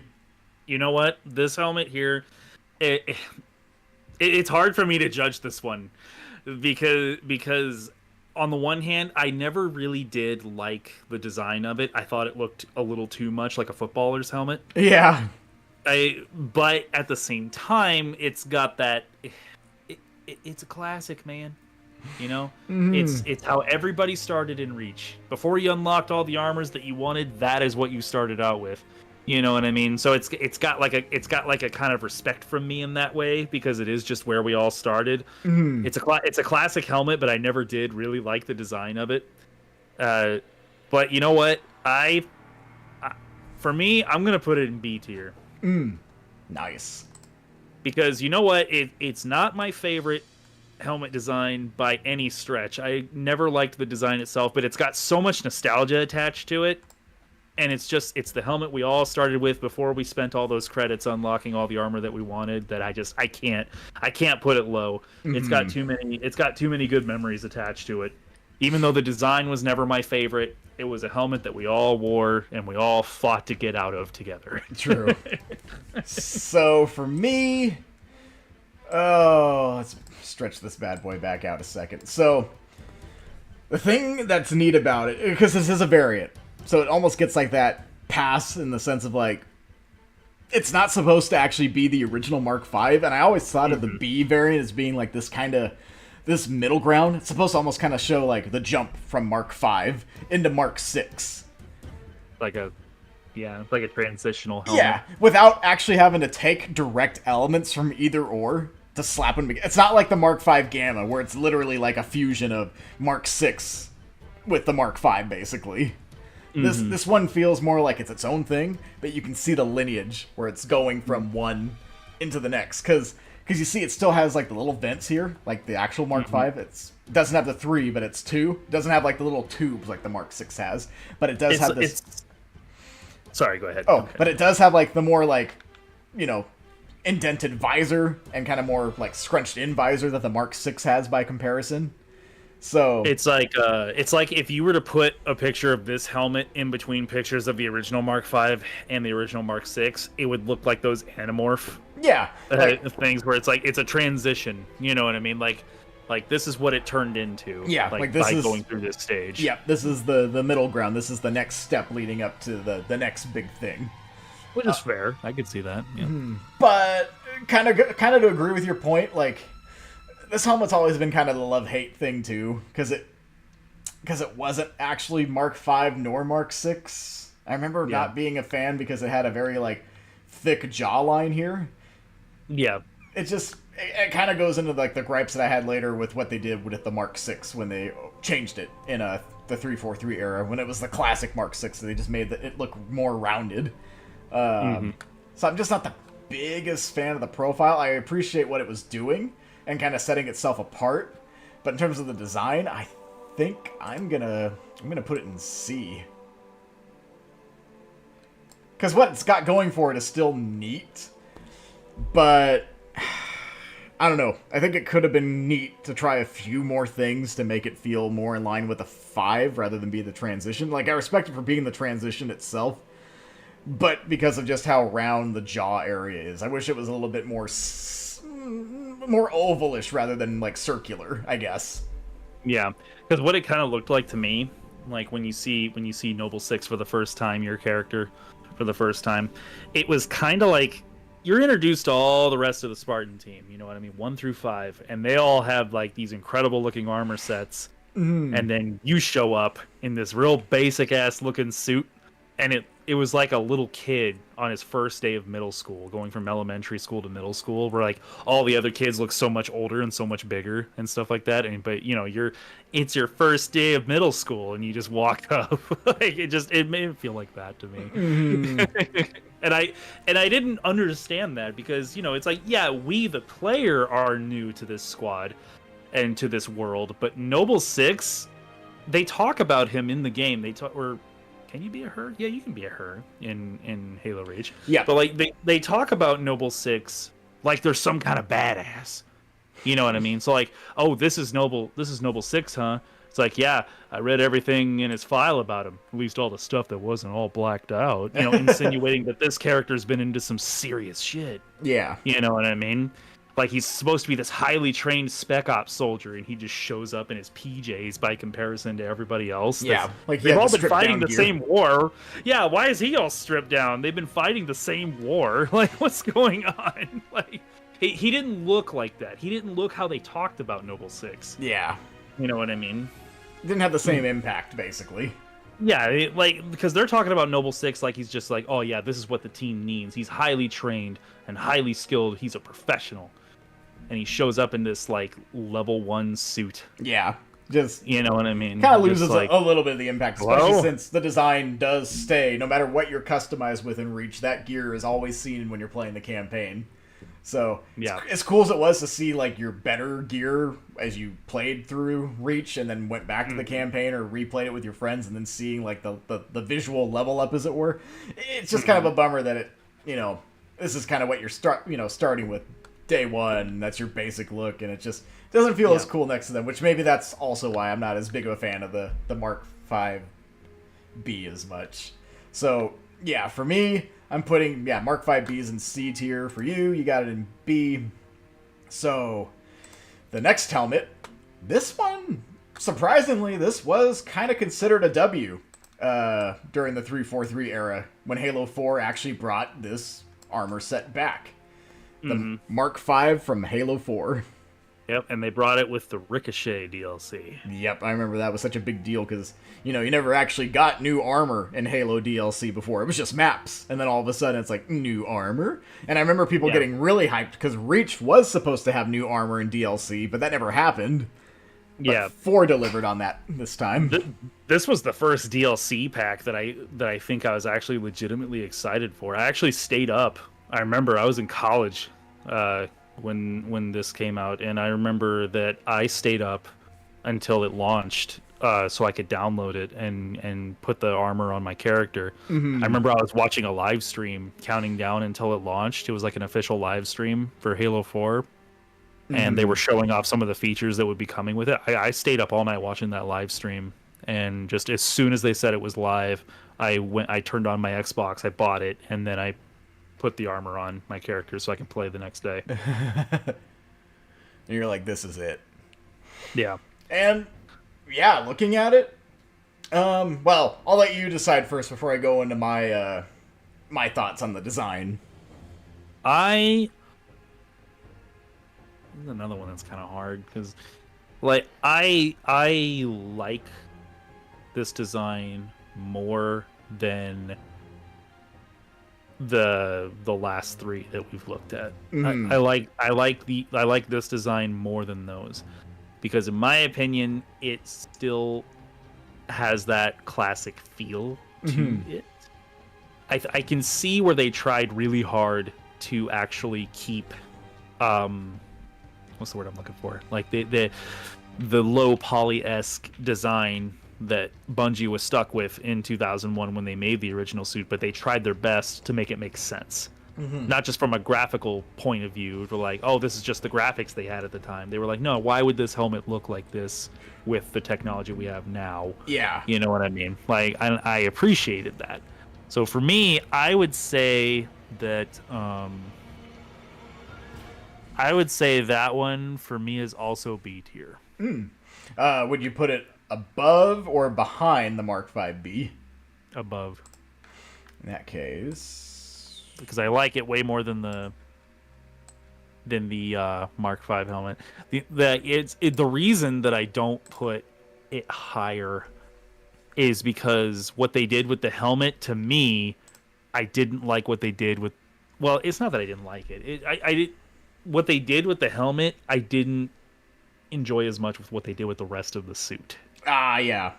Like, and I know that we're judging just the helmets, you know what I mean? But it does kind of bleed in because it bleeds into it, you know what I mean? Because I can just see what the rest of that suit looks like, and I'm just like, I just don't like it as much.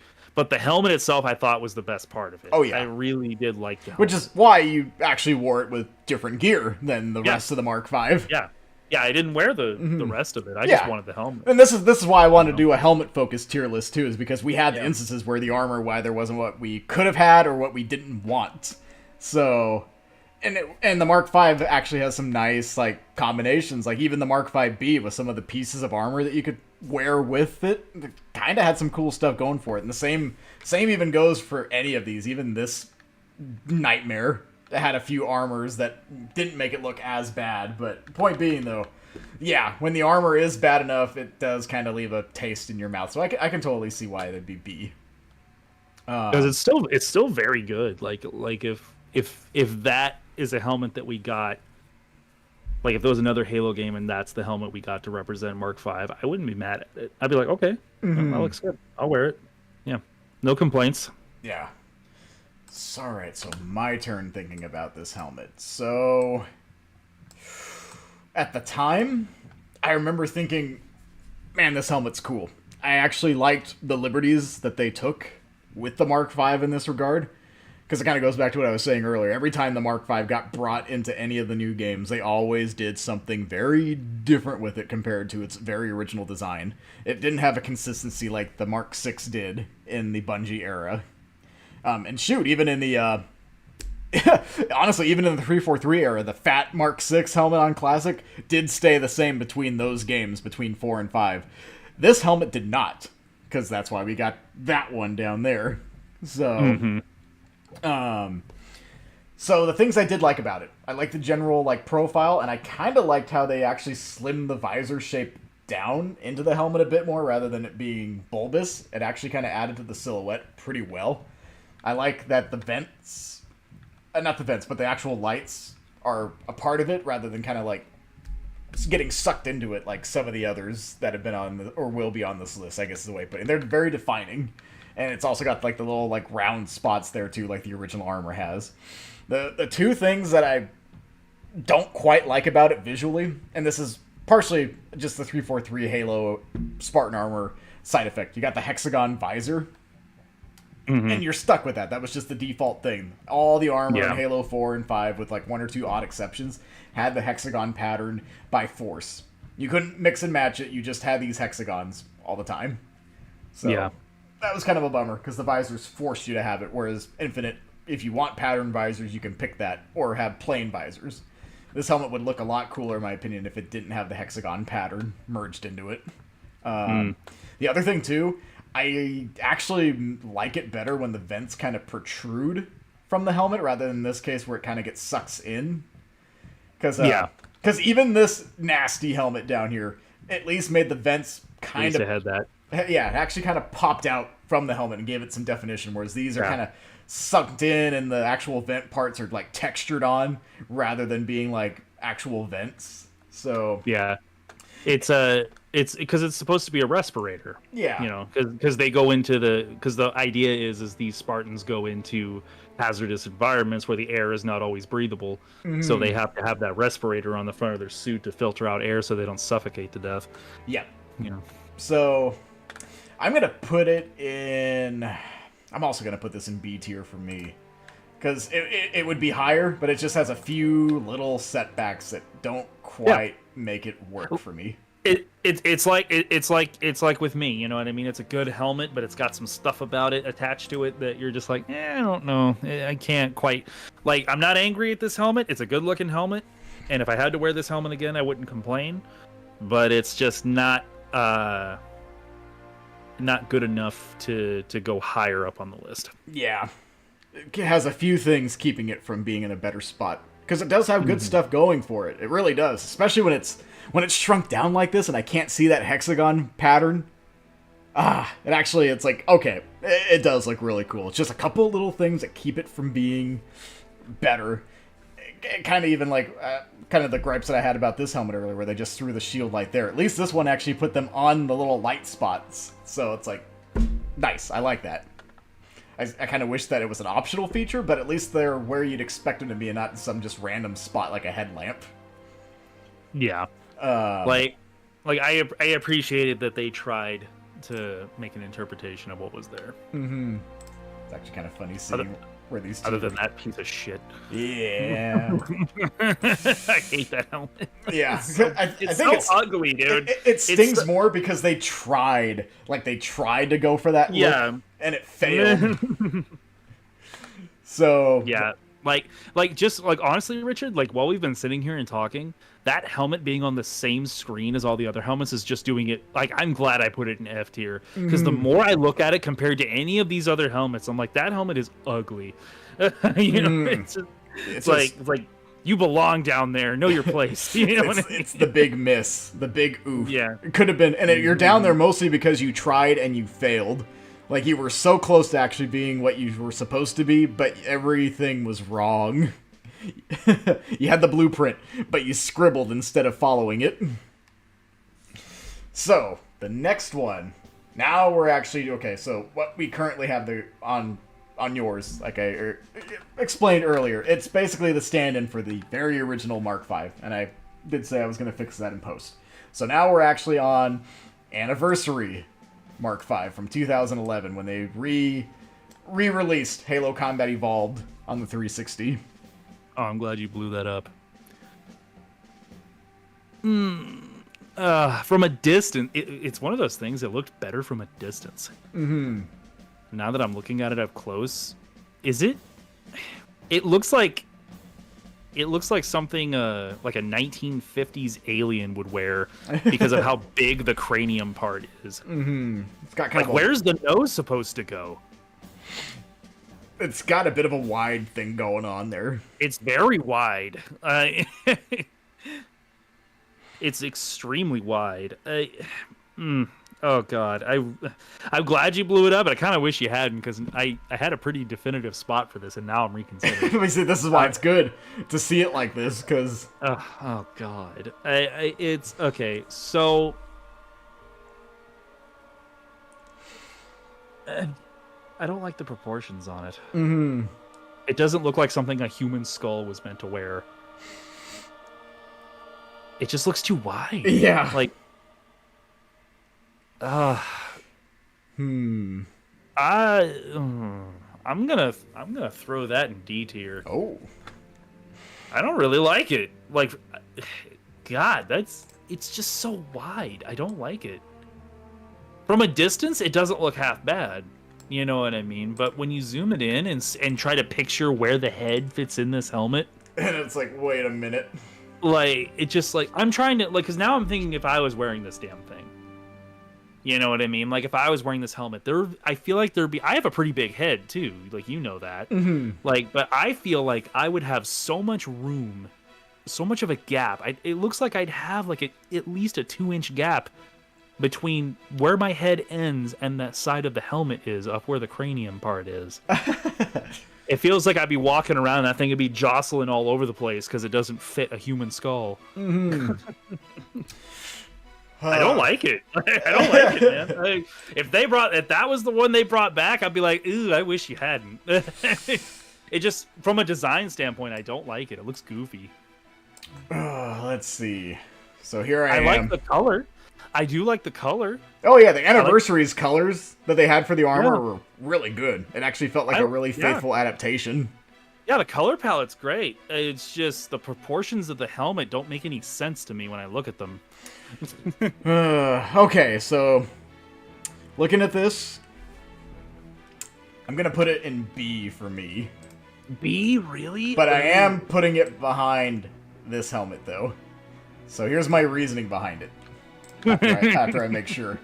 So, the big thing about it that I actually do like is the overall design does feel like a very, like, faithful recreation of that 2001 helmet. It's got the big visor. It's got the big, like, light emitters on the little spots that jut out. It's actually got very pronounced vents like the original. And it's got, like, the perfect head shape on top there, that little, like, triangular divot where it goes up to the top, where it kind of has that outward part. The only thing that keeps it low is because the proportions are off about it. Like, it's a little too wide in the visor area. But the shape itself actually does feel like a really good, like, adaptation of, you know, the original look. The only thing that's holding it back is that it just, because of how big the visor is and how it's shaped, it's too big. Like, the visor doesn't feel like it conforms with the helmet. It feels almost like it's, like, pushing out of the helmet. Yeah, and just for you know, laughs and giggles, I did pull up an image of the original helmet just so people can see why the proportions are freaking me out. Hopefully it focuses, but that's the original. Let me switch it back just 1 second. I'll get you back on here a moment. All right. Yeah, there's... Wait, let's see if it worked. Yep, there's the original down there. Yeah, so as you can see, it also has a massive visor, which is fine. But unlike the Anniversary image, the jawline of the helmet meets the visor in width. Mm-hmm. You know what I mean? Like, it's uniform. It's uniform. You know, it's not like a light bulb. You know, like, it's skinny on the bottom and fat on the top. Like, the whole helmet's big. That makes sense. Yeah. It's just this tiny little part. Like, how are you supposed to fit your head in that thing? Mm-hmm. You know what I mean? Yeah, because the actual one, the original one, like you said, it's uniform. It's like an actual perfect, like, circular or oval shape, whereas the Anniversary one's got more of a light bulb thing going on by comparison. Yeah, it looks weird. Looks weird, man. Color palette's great, and I will agree with you. The design elements, the individual elements are good. Yeah, like all the pieces are actually there, but kind of like the one we got in F. What it Yeah, does with them is what's wrong, basically. yeah. Like, The proportions are just off, man. and it's a Yeah, little, not in a good way. and it's weird because it's like, in terms of like the general shape, everything is there. Like everything you'd expect it to be there. It feels like a good 2011 adaptation of that classic look. It's just the proportions. If that lower jawline was a bit in line with the shape of the width of the visor, it would be a lot better off. It'd be pretty good. Yeah, it'd be pretty damn good. It'd be almost, dare I say, it'd be almost up there with the original helmet. You know what I mean? It's close. Just the proportions are just not looking. They don't look right to And me. admittedly, it kind of hurts a little bit because even though the helmet actually felt good and it does look good when you see it in game, the rest of the suit, which we will get to, kind of takes it down a notch too. In my opinion. Yeah, I was gonna say we get to see the rest of that suit too. So, that being said, though, the next helmet is actually one that surprisingly won a lot of people's hearts over the last couple of years. Mm-hmm. Yeah. Oh, bring it to front. The only thing I don't like about it, I don't like the color. Oh, like, well, granted, this could also just be the image's fault with how I have it pulled up. Because it was hard to find, like, a front profile image of it. Yeah, I bet. But, like, you know, the olive green, to me, just looks a little odd. You know what I mean? Like, it's... Now, it might be pretty close to, like, what the original color was. Just for some reason, it just doesn't look as good in modern graphics to me. But I do really, really like this helmet. It has a similar issue that... I don't know if you can scooch it over a little bit. Just so we can see the last one that we graded. Oh. It does have a similar issue where the bottom is a little skinnier than the top, but what makes it look less stupid to me is it looks like the housing of the helmet that's holding the visor in is what's giving it that extra bulk, not the visor coming off of the helmet. Yeah, it doesn't look like the You know what I visor's mean? like pushing out of the helmet. It actually Yeah, feels contained within. It doesn't look like the visor's trying to escape the helmet. Yeah. You know what I mean? It looks like it's a housing, like a metal housing around. It still looks a little weird, but like I really do like that helmet. Like, and because I like that helmet, I'm gonna throw it in A. Ooh. I do like it. I do like it a lot because when I look at it, it gives me that vibe.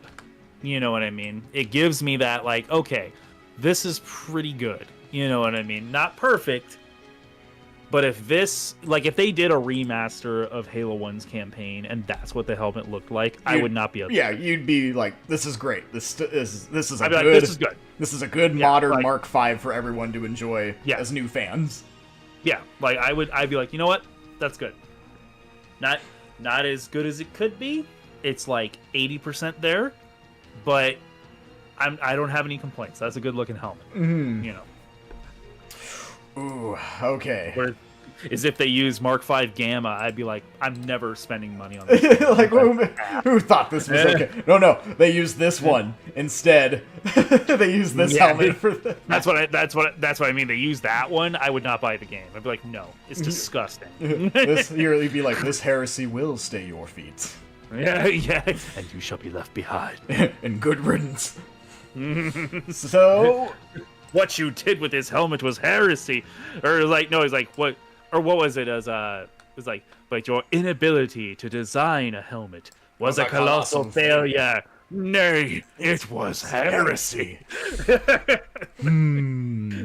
Okay, get ready for a whirlwind on this one. I'm looking at this again. Oh, you don't like it, do you? No, actually, you might be surprised by this. Actually, oh, you gonna throw it in F tier? No.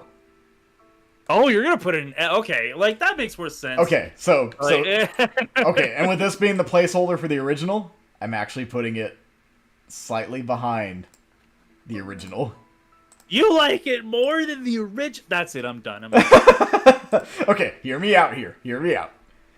So the thing I really like about the Infinite Mark V, and this is taken in the whole account of the look, which we'll get to when we get to that tier list.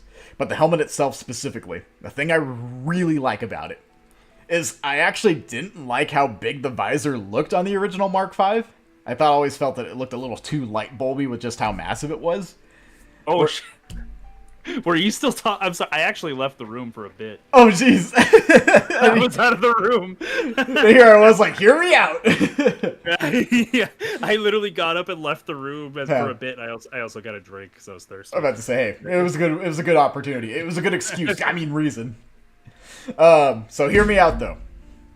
So the thing I actually like about Infinite's Mark V more than the original. For one thing, I never liked how the original helmet's visor looked so big, because I always thought it looked like a light bulb anyways. Like, the anniversary one makes it look even more noticeable. But even the classic one, just because of how rounded it was, always felt very bulb-like. I like how Infinite actually found a way to take that shape, but kind of put it more inward to the overall conformity of the helmet itself, more like it slipped inward. Yeah. And I like how it took the classic design, but modernized it. Like, it's still got the very blocky shape to it, but it's got like these little extra touches here and there that make it feel more in line with like a modern helmet. Like, it still feels gamey, but still feels more like, oh, this could be a legitimate helmet that someone could wear for like a sci-fi power armor. Yeah, no, that's fair. I can see that because I do agree. Even the original, I know I flipped the anniversary helmet a lot of shit, but the original helmet did look very light bulby too. The only reason why the anniversary one pisses me off so much is like it just for some reason just completely neglected the rest of the helmet. You know what I mean? It's like the top half of the helmet doesn't match the bottom half, and that's just not how the original helmet looked. The original helmet was very symmetrical in its shape. You know what I mean? Even though the visor was very round and very light bulby, the bottom of the helmet also connected to that, and it's the same reason why I like this helmet that you just put in S tier, because it looked like just the housing of the helmet was holding that visor in. Yeah. You know, whereas like, you know, the one that from the anniversary, it literally looks like the visor's trying to escape out of the helmet. Yeah. And just with the extra little touches here and there, it just feels more like what could now be the definitive version of the Mark V moving forward. I really hope, like, obviously you could always do little touch-ups here and there. That's fine. But to abandon this look at this point, I think would be foolish, because this is definitely the closest 343 has ever gotten to, like, creating what could actually be called the definitive modern Mark V design. I would agree. Yeah, if they came out tomorrow and redesigned this for another Halo game, I'd be like, why? It's like, why'd you do that? You had it. Like, it could have had little improvements, but you actually had it. Why would you abandon it? Yeah, why would you do that, dude? So, yeah, I actually do like it more than the original because it addresses all the little nitpicks that I had about the original and fleshed them out and made it even feel more like a legitimate power armor than ever before. You know what, Richard? I'll throw you a curveball, too. Can you go back to mine? Oh. You can put it in F tier. No, I'm kidding. Plot twist. Yeah, you can grab it and put it in S tier, but put it behind the original. All right. I still like the original a little bit more. I would like to see something a teensy bit more faithful, but I still really, really like that helmet. Oh, the more you talk about it, like if I was stuck with that Mark V helmet for the rest of my life, I'd be like, you know what? That's fine. Like I would not be upset. Yeah, because it's good. It's like, it's got all the right elements. It basically did what this one from Halo 4 did, but did it better. A lot better. Which is why this would be up here where this is at if this helmet had been this back then, basically. Because it's just not quite there. Not quite. Yeah. It's like it had because you see how, just looking at their silhouettes, look how similar those helmets are. But it's little things like the shape of the visor, the pronounced vents, the shape of the actual like light attachments on the side there. All those little things, man, they matter, you know, when it comes to making a faithful recreation of a classic helmet in modern graphics. And it's a testament to how close they finally got it. It's like, and that's the thing I love about it. It took the little elements, the little tweaks they wanted to make to it, but actually were very respectful and faithful to the original design at that point. So they didn't just change it or just make it look as close as possible. They went like, okay, how can we make this helmet that was made 20 plus years ago with a lower graphics engine and a smaller team make sense? Yeah. How can we... It wasn't just about making it look the same. It was about like, hey, like, how can we make this helmet make sense, something that someone could actually wear? You know what I mean? And I appreciate that thought that they put into it. Definitely. it's cool to see, and that's why I look at it when it got introduced in Infinite. When I first saw it, I legitimately for a few moments till I took it in thought it was a like a 100% faithful recreation. I actually for a moment thought it was like even Marcus Leto's, because Marcus Leto did an anniversary remake of the Mark V and made it a high poly version of the original design. For a brief moment when I saw it there, okay, not brief. It actually took a little bit more investigating to find out for sure. But when I did see it in like that trailer, because they dropped it in a trailer when they announced that the Infinite Mark VI Master Chief was actually a unlockable thing when you got max rank, and they threw it in as part of the firefight trailer, and you saw the armor for like a few moments in the trailer. When I saw it, I was like, "Oh shoot, is that like the real Mark V?" Like it looks. Yeah, did they just port the model over and just like put new textures on it? Yeah, or I was even like, did they use Marcus Leto's model? Because that looks really close. And I was just like, oh, shoot. And then, of course, looking at it closer, I could see the differences. But the subtle differences, I actually wound up liking. It's sexy, man. It's a good. Sexy helmet. Yep. Yeah. It makes me wish that this was what we got back in 2011. I wish this had been the Combat Evolved anniversary design of Master Chief back then. I would have been like, so good. Yeah, just... Because it has little touches from the modern. It feels more in line with like armors that you'd see in like Halo Reach or Infinite or whatever at this point. It just feels like it's more directly in that lineage. The little details are there between them. So yeah, that's my take. You like it a lot, and I like it even more than the original. Yeah, that's fair. But shifting gears back into the more territory, as far as like not quite there, but maybe. The Halo Reach Mark V. C tier. Oh. That wasn't too hard. That was easy for me. Because I've felt this way ever since I unlocked it in Reach. I've had a long time to think about this one. I've had 14 years to think about this one. Mm-hmm. But yeah, it's just because, I don't know if you noticed, Richard, but throughout Halo Reach's tenure as the main Halo game, I wore this helmet about 60% of the time. Mm-hmm. And the other 40%, I wore other helmets. True. Well, there's a reason for that. And it was just because I don't know, it just wasn't quite there. Mm-hmm. And it didn't, I could tell what it was supposed to be, and I wore it specifically because of what it was supposed to be. Yep. I didn't wear it because I thought it looked good. I wore it because like, hey, this is representing my favorite Halo game, even though it doesn't look very good. This is the only one I got. you know. Yep. So it's like it's fine. Like it's like the other one I put in C tier. It's inoffensive. You know what I mean? Like I wouldn't be happy that this helmet was the one I got, but I'd wear it if it was what I had. Oh, question though, would you put it above the Gamma? Oh shit, that's a little harder. Oh.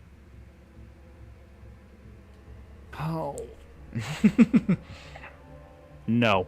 So you actually kind of like the more hybrid look of the Gamma than what Bungie was doing with basically their design in Reach. Yeah, because at least to me, the one on the left, that's more of a hybrid helmet, at least, like, I can see where it came from, and I like how bulky the helmet is. Mm-hmm. It looks like a helmet. It looks like a helmet that you could fit your head into and wear. Yeah. You know what I mean? Like, the one on the right, I always thought, especially compared to the other helmets in Halo Reach, except for a few of them, obviously. Slim. It was very slim and very form-fitting. I remember thinking, like, man, my character's head must be really tight in that thing. Like, because it looks like it looked more like a toy helmet. Yeah. Than an actual military helmet. And I think the thing that... Right where it's at. I think the thing that also stings is, because we're going to get to it pretty soon after where I place it, but we had this before the Reach one, and it's like, what the heck? And we'll get into why when we get to that. But, so for me... Okay, here's me nitpicking it. So, the one thing I do like about it... Okay, two things I like about it. I like the shape of the visor overall, and I like the vents on it.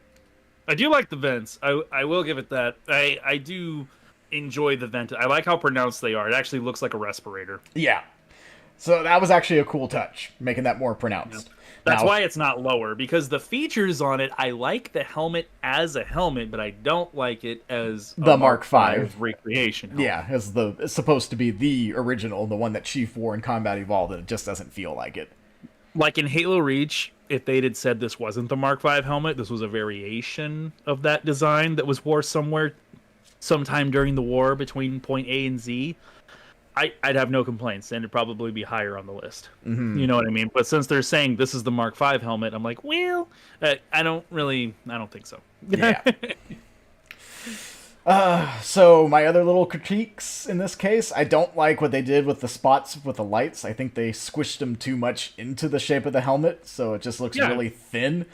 And yeah, because they're flashlights, right? Like they're supposed to be flashlights on their helmet, so they can it's supposed to be more pronounced. And it just it's too like if you turn those on, they're gonna be like they're gonna make like a triangle. You know what I mean? And I hate to say it, but I actually like what they did with the lights there on this helmet even less than what they did with the one on F, basically.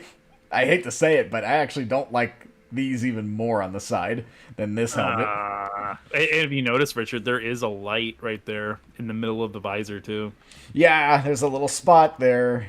Oh, there's another thing too. It doesn't do anything though. It's weird. It's just there. When the helmet lights are on, that one doesn't turn on. So it's like, why is that even there? Yeah. So my other critiques, I didn't like that they closed the visor thing here. They put this thing in instead of the gap. I was never a fan of that. And I also was like, why the heck did they give it this massive indent where it looked like it's caved in up here? It's like a baby soft spot, like on top of their head. Yeah. So brace yourself. I admittedly am going to put this in E. Ooh, you're way harsher than me. Look at you go. Because it's just, for being the Mark V, it feels like it took too many deviations. The only thing saving it is they didn't do weird squishy stuff with it in the visor like what they did with F. It's the only thing. It's still not the worst thing because the big saving grace is what they did with the vents. And the overall visor shape itself doesn't look bad. It's just the profile looks very off compared to... Compare E up here with S, basically. Mm-hmm. It's like, yeah, you can see quite a bit of difference. Yeah, it's like, dang it, you guys you missed it. This helmet has, looking at it now, Richard, I don't know if you'll agree, but if you look at it too, when I'm talking about here, this helmet has more in common with the Mark V-B than the Mark V in S tier. It does. It actually does when you see them next to each other there. Which is fine, if it's like a style thing. But they're saying this is the Mark V. Yeah, if they wanted to do like a variant thing, like with even F Alpha, because this is technically a Mark V variant, apparently. If they did that, it could have gotten a few more points. But yeah, also, yeah, that's just a bummer. Okay, so if I click this, I'm just checking this a second. Okay, so it does still keep the list up. That's good. I'm also kind of testing my podcast, too, with how I have my Windows set up while we're doing this, just to make sure when I do these things in the future, it doesn't throw everything off. So that's my experimentation there, too, for the night. So I guess that leaves us on the last of the helmets. Yep, the Halo 3 Mark V helmet. No. Ooh, I have not been looking forward to getting to this one, Richard. Uh-oh. Not looking forward to it. Because you're going to find out something about me that I don't think we've ever actually talked about before. Because you wore this helmet all the time in 3, so that's essentially the only helmet I wore. So you see, this is probably I never thought about it either, so this is going to be interesting. So here's my secret. I didn't like really any of the helmets in Halo 3. Ooh. Yeah. Ooh. I didn't hate them, you know what I mean? But like when you go from the campaign to the multiplayer, you know what I mean? I didn't like them. To me, every single helmet looked like it was made of plastic. Mm. You know what I mean? In the game, it looked like he was made of metal. You know what I mean? And I actually don't know what that is. I think what it is like the overall texture of the armor from the multiplayer was different from campaign. Because I'm sure it was probably a technological thing. Having that much detail on the surface of every player's armor was probably tanking performance in some way or another, or eating up a way too much memory. Yeah. But just look at that thing. Doesn't it look like something you'd buy at Party City? It And it does. hurts, man. It hurts because I wore this helmet for years. I'm actually pretty sure on my original Halo 3 Xbox profile for 360, I'm still wearing this helmet. All the screenshots I ever took of us playing together, it was always this helmet. Like, I love this helmet, dude. You gotta understand. I love this helmet because it has so many good memories attached to it, but I never liked it because of the helmet it was. I just, oh, God, I was not looking forward to this one. I was not a big fan of how the armors looked in Halo 3 from the perspective of the material it looked like they were made of. And not so much the actual, like, shape. I thought it was fine. Like the shapes they were, I thought they were fine. You know what I mean? I didn't think they were as good as the suits that you saw in campaign, but I also, even at a young age, I understood that they probably had to make some concessions. You know what I mean? Because of what they were doing was technologically impressive and pretty massive for the time. You know what I mean? So it's like, oh man, I don't know where to put this helmet, Richard. Because just based off the memories that are attached to the helmet, fucking S tier. Fucking all the way up at the top, baby. Because I wore this helmet for my entire time playing Halo 3. And when I look at this helmet, I am right back there. I'm back there in 2007, man. I am back there. I'm back there in that 2007 to 2010 era where we played this game almost every single day. Either online or split screen. It didn't matter. You know? So, where on S tier then? But based off of just the design of the helmet. I don't know what to do. I don't know what to do. I might need your help on this one, man. Because for memories, it's S tier. But from a design standpoint, from my personal tastes, Maybe A. you know what? That's fair. A. Put it in A. That'll make me feel better. Because from a design standpoint, I want to put it in D tier. But from just the memories that are attached to it, man, I can't do it, man. I can't put it lower. I can't do it. I feel like I'd be disrespecting that whole time we spent together playing this damn thing. Like, if I put it any lower. It's rough. It's rough. As soon as I saw that picture, man, when I saw that, I was like, oh, you bastard. I'm not looking forward to that. So this one might be just, it's less based off of art and design and more just based off of my memories with it. But it's hard to be harsh on it, man. It's hard to be that hard on it. You know, just because of all that. I've been through a lot of stuff while wearing that helmet. You know what I mean? I spent my formative teenage years wearing that helmet online. You know what I mean? Like, it's hard for me to be hard on it. Oh, well, this is where I get to be the devil's advocate, basically. Or in the sense of, like, being critical, I should say. So, alright. So the things I do like about this helmet. I do like that it does keep all the pieces what you'd expect the Mark V to have. It's got the visors that pop out. It doesn't have some silly little thing connecting it in the middle. It actually has the lights actually pronouncing from the sides of it. And it does have a little light up there in the middle, too. Yeah, it's got the little spot, which is kind of like, eh. Yeah. So the things I don't like about it. I don't like how round the jaw is down here. It's a little too circular. It kind of lost that like more angular look that even the original Mark V had back in 1. The size of the visor is about on point. It feels very pronounced. I don't like the vents. It's kind of got that similar issue that I have with kind of the same gripe that I have with the Halo 4 one, where the visors just like the vents. I mean, are just kind of like baked into it. They're not pronounced. To me, it's worse on this helmet because it doesn't even look like they're vents. It looks like it's cosmetic. Yeah, because at least this has some pronunciation to it. It looks more like a sticker. Yeah, and I would say what I would say to that is, oh, that's probably just due to technological limitations. You know, graphics like these helmets came out 5-6 years apart. You know what I mean? So it's like. But at the same time, look at what 2001 was able to do and 2004 was able to do. It's like they had the ability to do it. They just, from a design standpoint, chose not to. Yeah. You know what? You know, I don't feel as bad anymore. Can you drop it down to B tier? That's gonna be my middle. That's gonna be my middle ground. Where at put B? Put it in between the two that are there.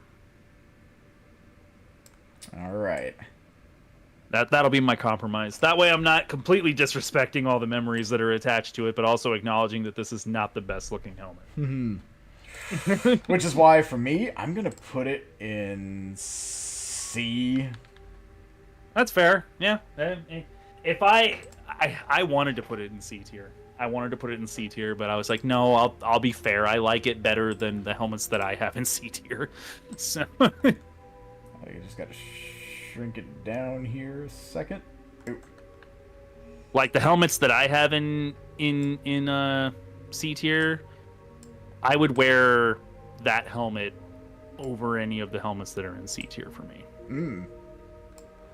Like if you go to mine, just mostly so I can have yeah, definitely. I would wear the Halo 3 one over either of those helmets in the C tier. Yeah. Yeah, I could see it.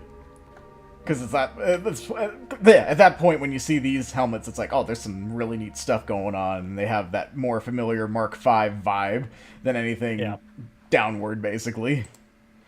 Like if Halo Infinite put the Halo 3 version, the Halo 3 specifically the Halo 3 multiplayer version of the Mark V helmet in the shop, I would probably buy it. I'm just for the nostalgia attached to it. Yeah. For me, anything above D, actually anything above E, I would wear intermittently. But anything at E and F, it's like, So this is where we're at. We both have nothing in A. It's either that jump from like being okay to perfection, but nothing quite at that, like almost perfection. It's just kind of like what our lists are pretty close, and our reasonings are pretty similar. It's just our generosities differ, I guess. I like how we both are just like, this helmet sucks. What were they thinking? We're just like, get that disgusting thing out of here. Next helmet. It's like, get it gone. It's gone. Yeah, that helmet's fucking awful, man. Just looking at it. Like I said, looking at that helmet versus the rest of these helmets pisses me off. Well, it's like, when you look at them all side by side, as small as they are, they each have at least something forgiving about them, or makes them still stand out in some special way. This one just feels like it screwed up everything.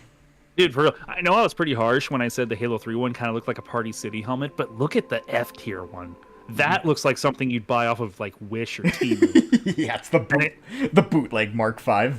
It's not called Mark V. It's like called Space Superhero Helmet. Pretty much. $298 with shipping. Yeah, yeah. That's perfect. I take it. So that means we have done all the tier list stuff for the helmets. Now, to wrap things up for the night, now we have to decide. All right, here we go.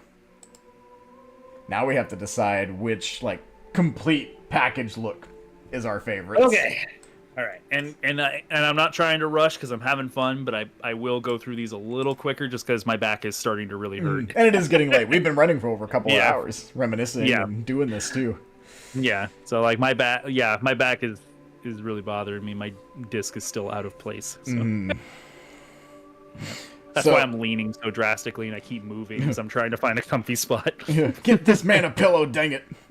I have dude, it's funny you mentioned that. I have 2 underneath me and it's still not enough. Get him a third. Yeah. Actually, that's not a bad idea. I'm looking at it. Let me do this. Let's see if this helps. Just grabbed a pillow from my bed. Oh, okay, that's not bad. Okay. This'll work. Okay, that helps a little bit. All right. Well, this feels like the no-brainer. Well, you know where it goes for me. Yeah, I'm about to say, this is definitely... this is why it's going to make it a little quick. This is just looking at that. Just looking at that image, Richard, makes me want to play the Silent Cartographer again. Who am I kidding? I just want to play Halo. There we go. So, got you in the S. For me... Well, it's going to start in S. But it might move. It'll probably stay in S, but it's not going to be up here forever. All right, so the next one... Oop, my bad. So the next one, I'm going to jump ahead here to... the full Halo 4 Mark V. B. B? D. Okay.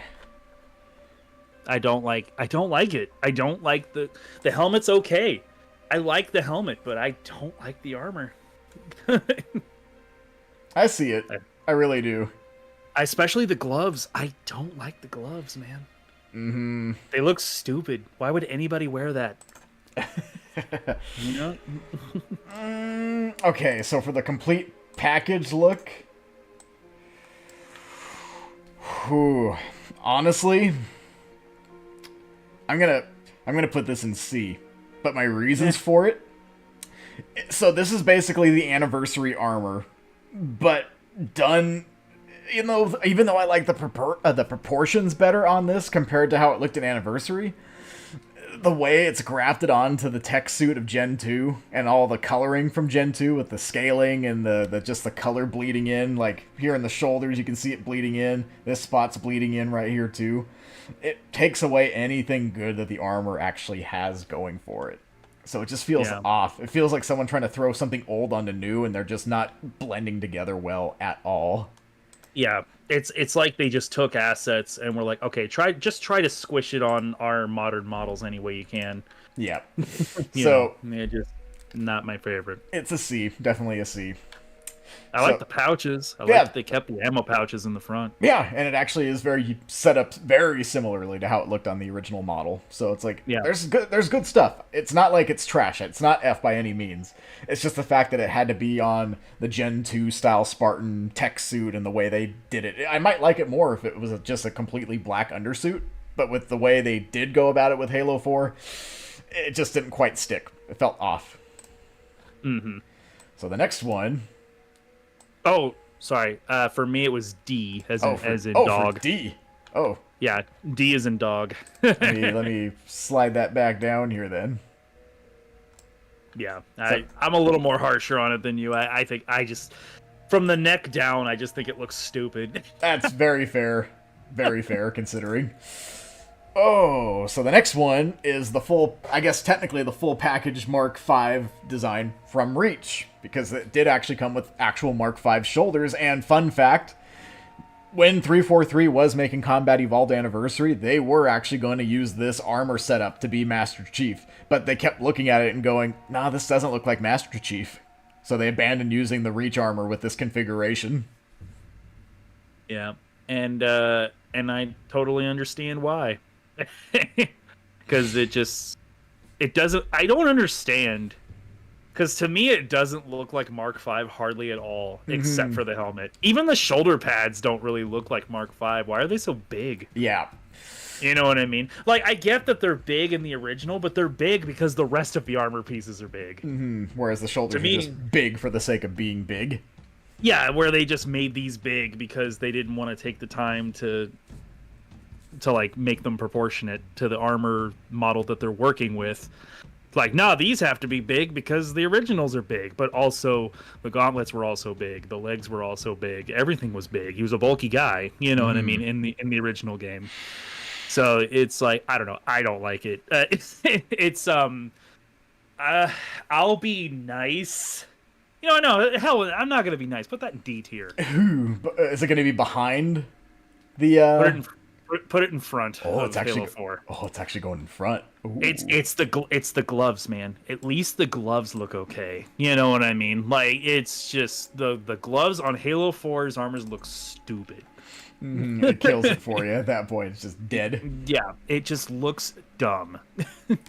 It looks like, you know what it looks like? Halo 4, the little fingy caps and the little knuckle caps. It looks like those cheap ass like fake skeleton hand gloves that you get for Halloween costumes. You know, I mean, that's what it looks like to me. Whereas at least that, it looks like a gauntlet that someone in the military would wear. You know what I mean? Okay, so here we go. So for me, I'm going to actually put it in E. Oh, yeah. Man, so, you're way harsher than me. I thought I was being mean. The gripe is the fact that they basically tried to retrofit the design of the original Mark V by using Mark V-B as the base. So, because of that, you never truly got a proper Mark V experience in Reach, despite it being like the prequel. You could have done it, but they basically just, like, here's the... And it's because of the fact that the Mark V-B is an actual, like, suit of armor. You can tell it's very middle of the road between Mark V and Mark VI. It's got elements from both. But then when you actually just put only the Mark V on it and try to pass it off as Mark V, that's when it really starts to stand out. And it just does not look good at that point. It's trying too hard to be both while not enough of either at this point. Right. Yeah, it's that classic thing where if you try to please everyone, you'll please no one. Yeah, and that's exactly what happened. You kind of what it's doing right now. You lost the identity of the Mark V by doing it this way. It's like it's trying to be here, but it's not. It's only in Mark V in name and the helmet shape. Mm-hmm. I see Mark V trying to poke through, but I see a lot of Mark VI going on with like the space diaper and the legs and stuff. It's like there's too much newer in this supposed older. So it's like, nah, it just doesn't feel right. And the fact they were actually going to use this armor configuration as Master Chief and Anniversary, and then we're just like, nah, we can't do it. It doesn't look like Master Chief. It's a testament to just how it kind of failed. Oh, yeah, even they didn't like it. Yeah. You know. They tried, and they were like, nah, this ain't it. This ain't Master Chief. So, on that other note, though, in regards to the Mark V-B, when it's actually just trying to be itself, ha ha ha. Yeah. When it's actually its configuration, what do you think? I put it in C. Yeah, I'd wear it over those ones in D tier. I just don't like them, man. You know, and it's funny that like, and I know I said that, but I didn't. I never wore the Mark V-B stuff in Halo Reach. I'm talking purely from a standpoint where it was a gun to my head and I had to pick. I would pick the Mark V-B because at least as a configuration, you can tell that it's supposed to be its own thing. Yeah. So it's kind of hard for me to. I can't really be that harsh on it because it's not Mark V. It doesn't even claim to be Mark V. It says it's a variant. Yeah. You know what I mean? And as a variant, I think it gets the job done. The suit looks fine. You know, it meshes well with what it's supposed to be. It fits in the universe that it's in. Yeah. I know I complained about Noble 6 wearing it, but that was purely because of Noble 6's status. Yeah, as a character. I could you know, because he's supposed to be this blacklist, like super badass, you know what I mean? They have him wearing this basic looking armor, but I could see new recruits in the Spartan program wearing this easily. You know what I mean? Yeah. So that's why for me, I'm putting it ahead of the Mark V from Halo 4. It's still C, but I do like the actual configuration more because it actually feels like it was intended to be what it is, as opposed to the Mark V and Halo 4 kind of getting slapped on to the Gen 2 design. Like it's not all Frankenstein. They designed it from the ground up to be a variation of that suit. Yeah, and as a variation, it actually does look pretty cool. It's not faithful to Mark V really at all. It feels more like we said earlier, middle of the road between the past and the future. But it's not a bad design. It just feels... It's not a bad design. Yeah. It starts not looking good when it's being mixed and matched with the things that it's not, basically. Yeah. Yeah. It loses its integrity. It is the epitome of... it's alright, I guess. Mm-hmm. You know, like, that's what it is to me. Yeah. You know? So here we are. Finally. Hello, you sexy boy. Mm-hmm. See, I like it. I really do. I really do like it. Mm-hmm. It's like, this is the best shot that 343 has ever had designing the Mark V. Because it actually, even if you don't like the little extra details that it's got, if you were to like make it a silhouette, it's the Mark V. As soon as you see it walking in from a lit room and a dark room, you know exactly what's stepping in at that point. Yep, I like the ammo pouches. I like the black undersuit. I see that they kind of went with the fingy cap thing again, but at least they're black. Mm-hmm. You know what I mean? So it doesn't stick out. I think the hand, the top of the hand, I think that's pretty great. I think it's faithful, but also looks functional. Yep. Like you could actually move your hands around in that thing, you know, and I do appreciate that. The shoulders, I think, are damn near spot on. Mm-hmm. Shoulders are really good. Yeah, and the helmet just looks really good. Yeah, like for me, I'll just like the helmet, I'll throw that up there in S tier. If we got a Halo Combat Evolved remastered with modern graphics, that's the Mark V that I would want. There it is then. Right up there. And when they're this small side by side, they really do look like you're looking at the same thing. They look pretty damn close. Yeah, like they're pretty close. Like in terms of like how they look. One of them just looks older than the other, and that's the only difference that I can tell. And that's perfectly fine. And that's fine. That's what it's supposed to be. They did a good job. Mm-hmm. You know? So for me, looking at it, unfortunately, with the way it's cropped, you do miss a little bit, and that's just symptomatic of being able to fit the design of the tier list. But the thing I do really like kind of goes back to the same thing with the helmet, where I like it more than the original because they expanded on it to make it look even more like a power suit of armor, like an actual, like, wearing a suit of mech armor.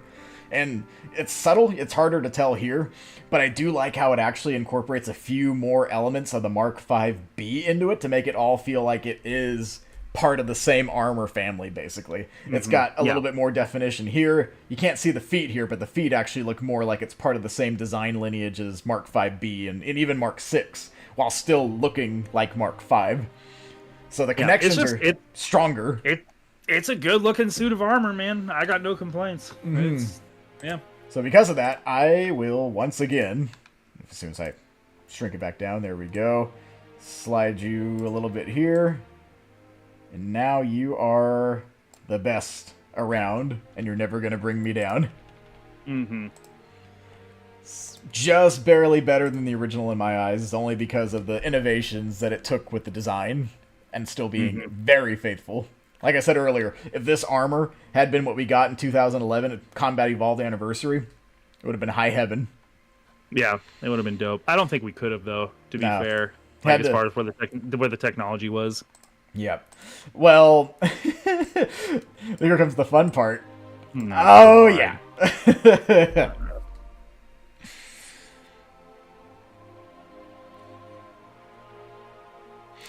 You know, this is actually, okay, admittedly, this is actually going to be interesting.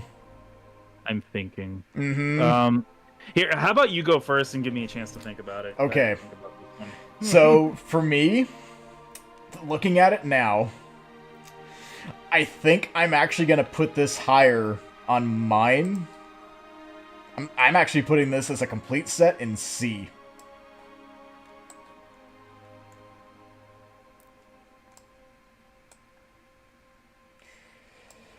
But it's a very reluctant placement of C, basically. So, alright, bear with me here. Even though the helmet standalone is trash, as a complete set, it doesn't look like the worst thing ever. It strangely works when it's actually paired with the right armor. And even though we still got my gripes, like the colored undersuit going on, because Halo 4 and 5 did that. This armor was stupid ass gloves, man. I hate the gloves that they did. Yeah, and that's why, because the gloves also got the coloring. It just looks off. It doesn't even match. It doesn't even match. The design of the look at those gloves and look at the armor. Look at how like complex those gloves look and how simple as shit that armor looks. Yep. You know, it just doesn't work, man. It looks ugly. It doesn't take into account what it's trying to be, like the Infinite Mark V did, where it's like... And that's another thing, too. Look at the original that they're claiming that this is supposed to be based off of versus that shit. You know what I mean? Like just for the fun of it. It doesn't even look like it. Yeah. It's like...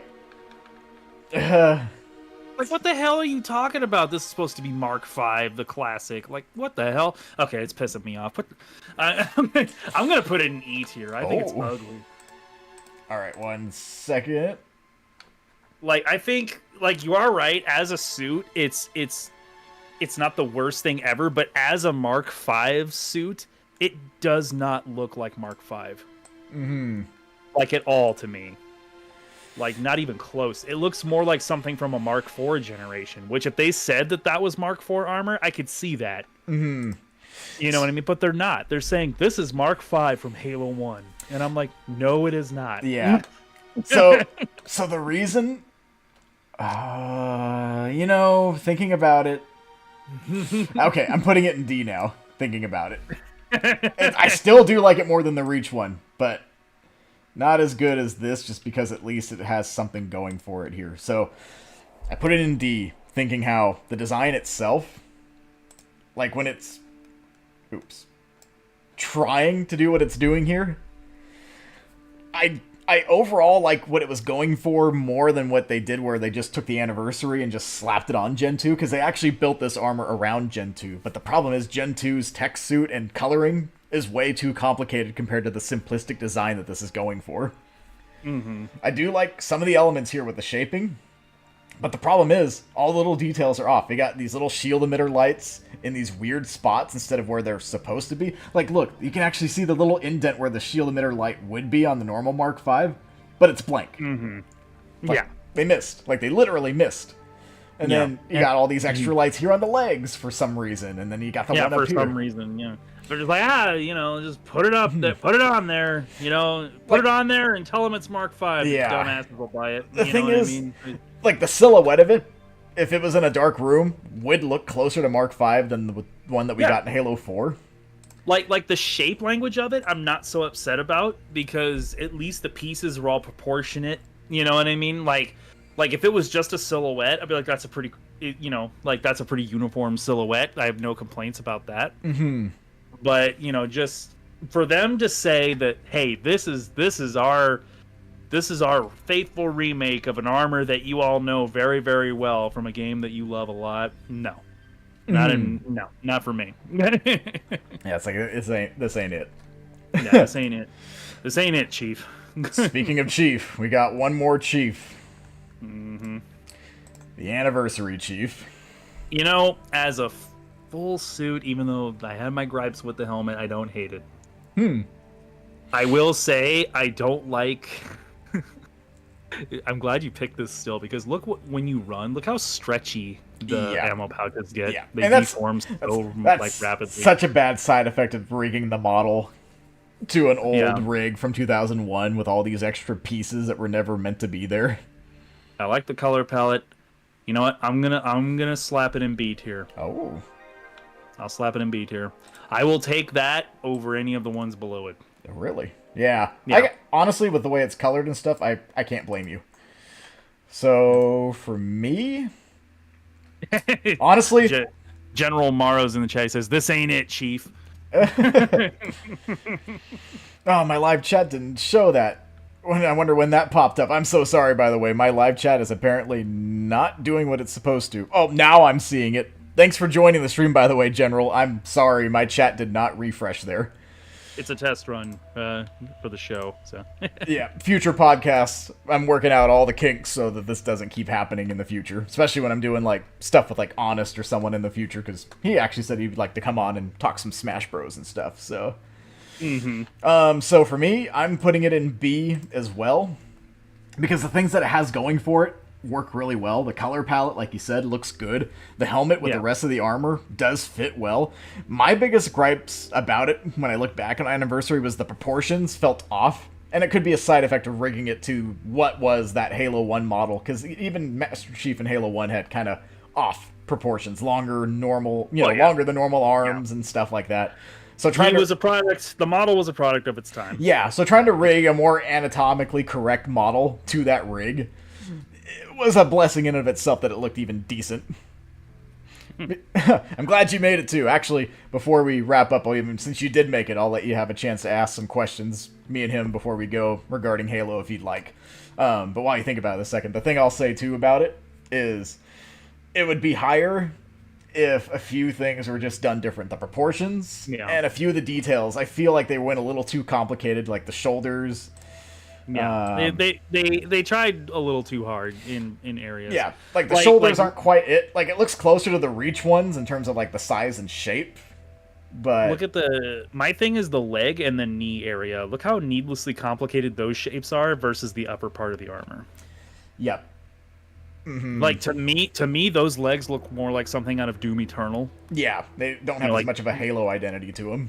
Yeah, they look more like something that Doom guy would wear. Cause look at the top. The top actually is not too bad. The shapes they're profound, they're pronounced, they're clean. But for some reason, down at the legs, they're like, okay, we're just gonna strap a bunch of rivets and indents and lines everywhere. Yeah. It's just strange. It doesn't look like they match. Yeah, and they were trying to pull a little too much from Mark 6 in my opinion, the spots on the arm guards, and even the gloves have the kind of similar thing going on with the Halo 4 ones with the dots and stuff. Ooh, General has a question. Actually, this is perfect time to wrap up so we can answer that question. So here's our final tier list. Quickly hop back over. So this was Donald's tier list for the helmets. This was my tier list for the helmets. Very close between the two of them. They're not too far off when you look at them. Yeah, because to be honest with you, Richard, like our opinions on them are pretty damn similar. It was just our placements were a little different because some of us, I was more harsh on some things, or you were more harsh on some things. Yeah. But all in all, I think we have a pretty similar Pretty close. consensus on Same it. with It's even pretty like close. same even with like the full suits, the full like Yeah. profile looks that you get out of a Mark V experience. Like, yeah, these are actually really close. A couple of them are just kind of swapped basically, so Yeah. it's kind of neat. It was fun. It was fun going through and actually like eyeballing and just actually looking at them side by side. Mm-hmm. Because there were some things that I didn't realize that I liked or didn't like without seeing them side by side. And this is why I wanted to run it by you, because you're a big fan of the Mark V, the original Chief, but you being into art can also appreciate those extra details and shapes, because some people would just look at it and go, yeah, it just doesn't look as cool, and that's all they can really say about it. Whereas, Which would also be very valid, you know what I mean? it would be, but I like the extra details, like actually like breaking it down and critiquing the things that feel off or work or don't work, you know? Yeah, to be able to go into more detail about it. Yeah. But even if someone came to me is like, I just think that one doesn't look as cool, I'd be like, that's perfectly valid, man. Like, because even when you don't know a lot about design or composition, it doesn't really matter at the end of the day. We as humans, when we see something we don't like, even if we can't articulate what exactly we don't like, we can still say we don't like it. True. You know, that is a very good point. We can still point out, like, that's not, because it happens to me all the time in areas that I don't know anything about. Because like Skylar, my girlfriend, she'll ask me about material a lot because she sews and crochets, and she'll be like, "What do you think of this yarn versus this yarn?" I don't know anything about yarn, but I can still look at the yarn and be like, you know what? I kind of like that one better. Yeah. I don't know why. It's just more pleasing to the eye, I think. You know what I mean? And that's just how it is. True. So and that's why I always encourage people, because I hear that all the time. Well, I don't know anything about design or anything like that. I don't know if I can critique it. I'm like, of course you can. Anyone can at the end of the day. When you look at these, what do you like? What don't you like? Which ones do you like or which ones don't you like? They'll be like, I like that one, but I don't like that one. It's like, that's all it is. Yep. You don't gotta know why. Very true. So we'll give you these two, by the way, General, since you're asking. So your first question is, which game has the best story and why? I think between the two of us, we would both say Halo 2.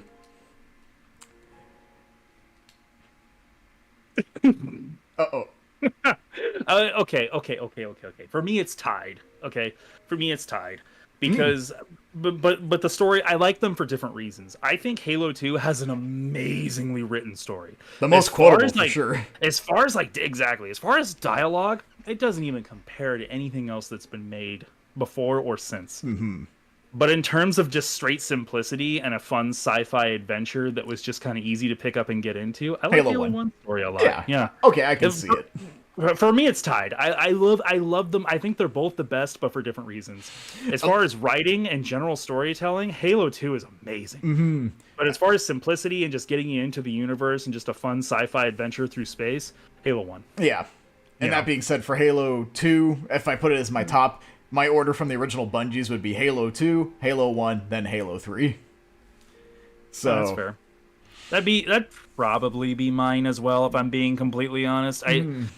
Because Halo 2's story was just so damn good. Like, you know what I mean? It's, Halo 2, Halo 1, Halo 3, and then I'd probably put...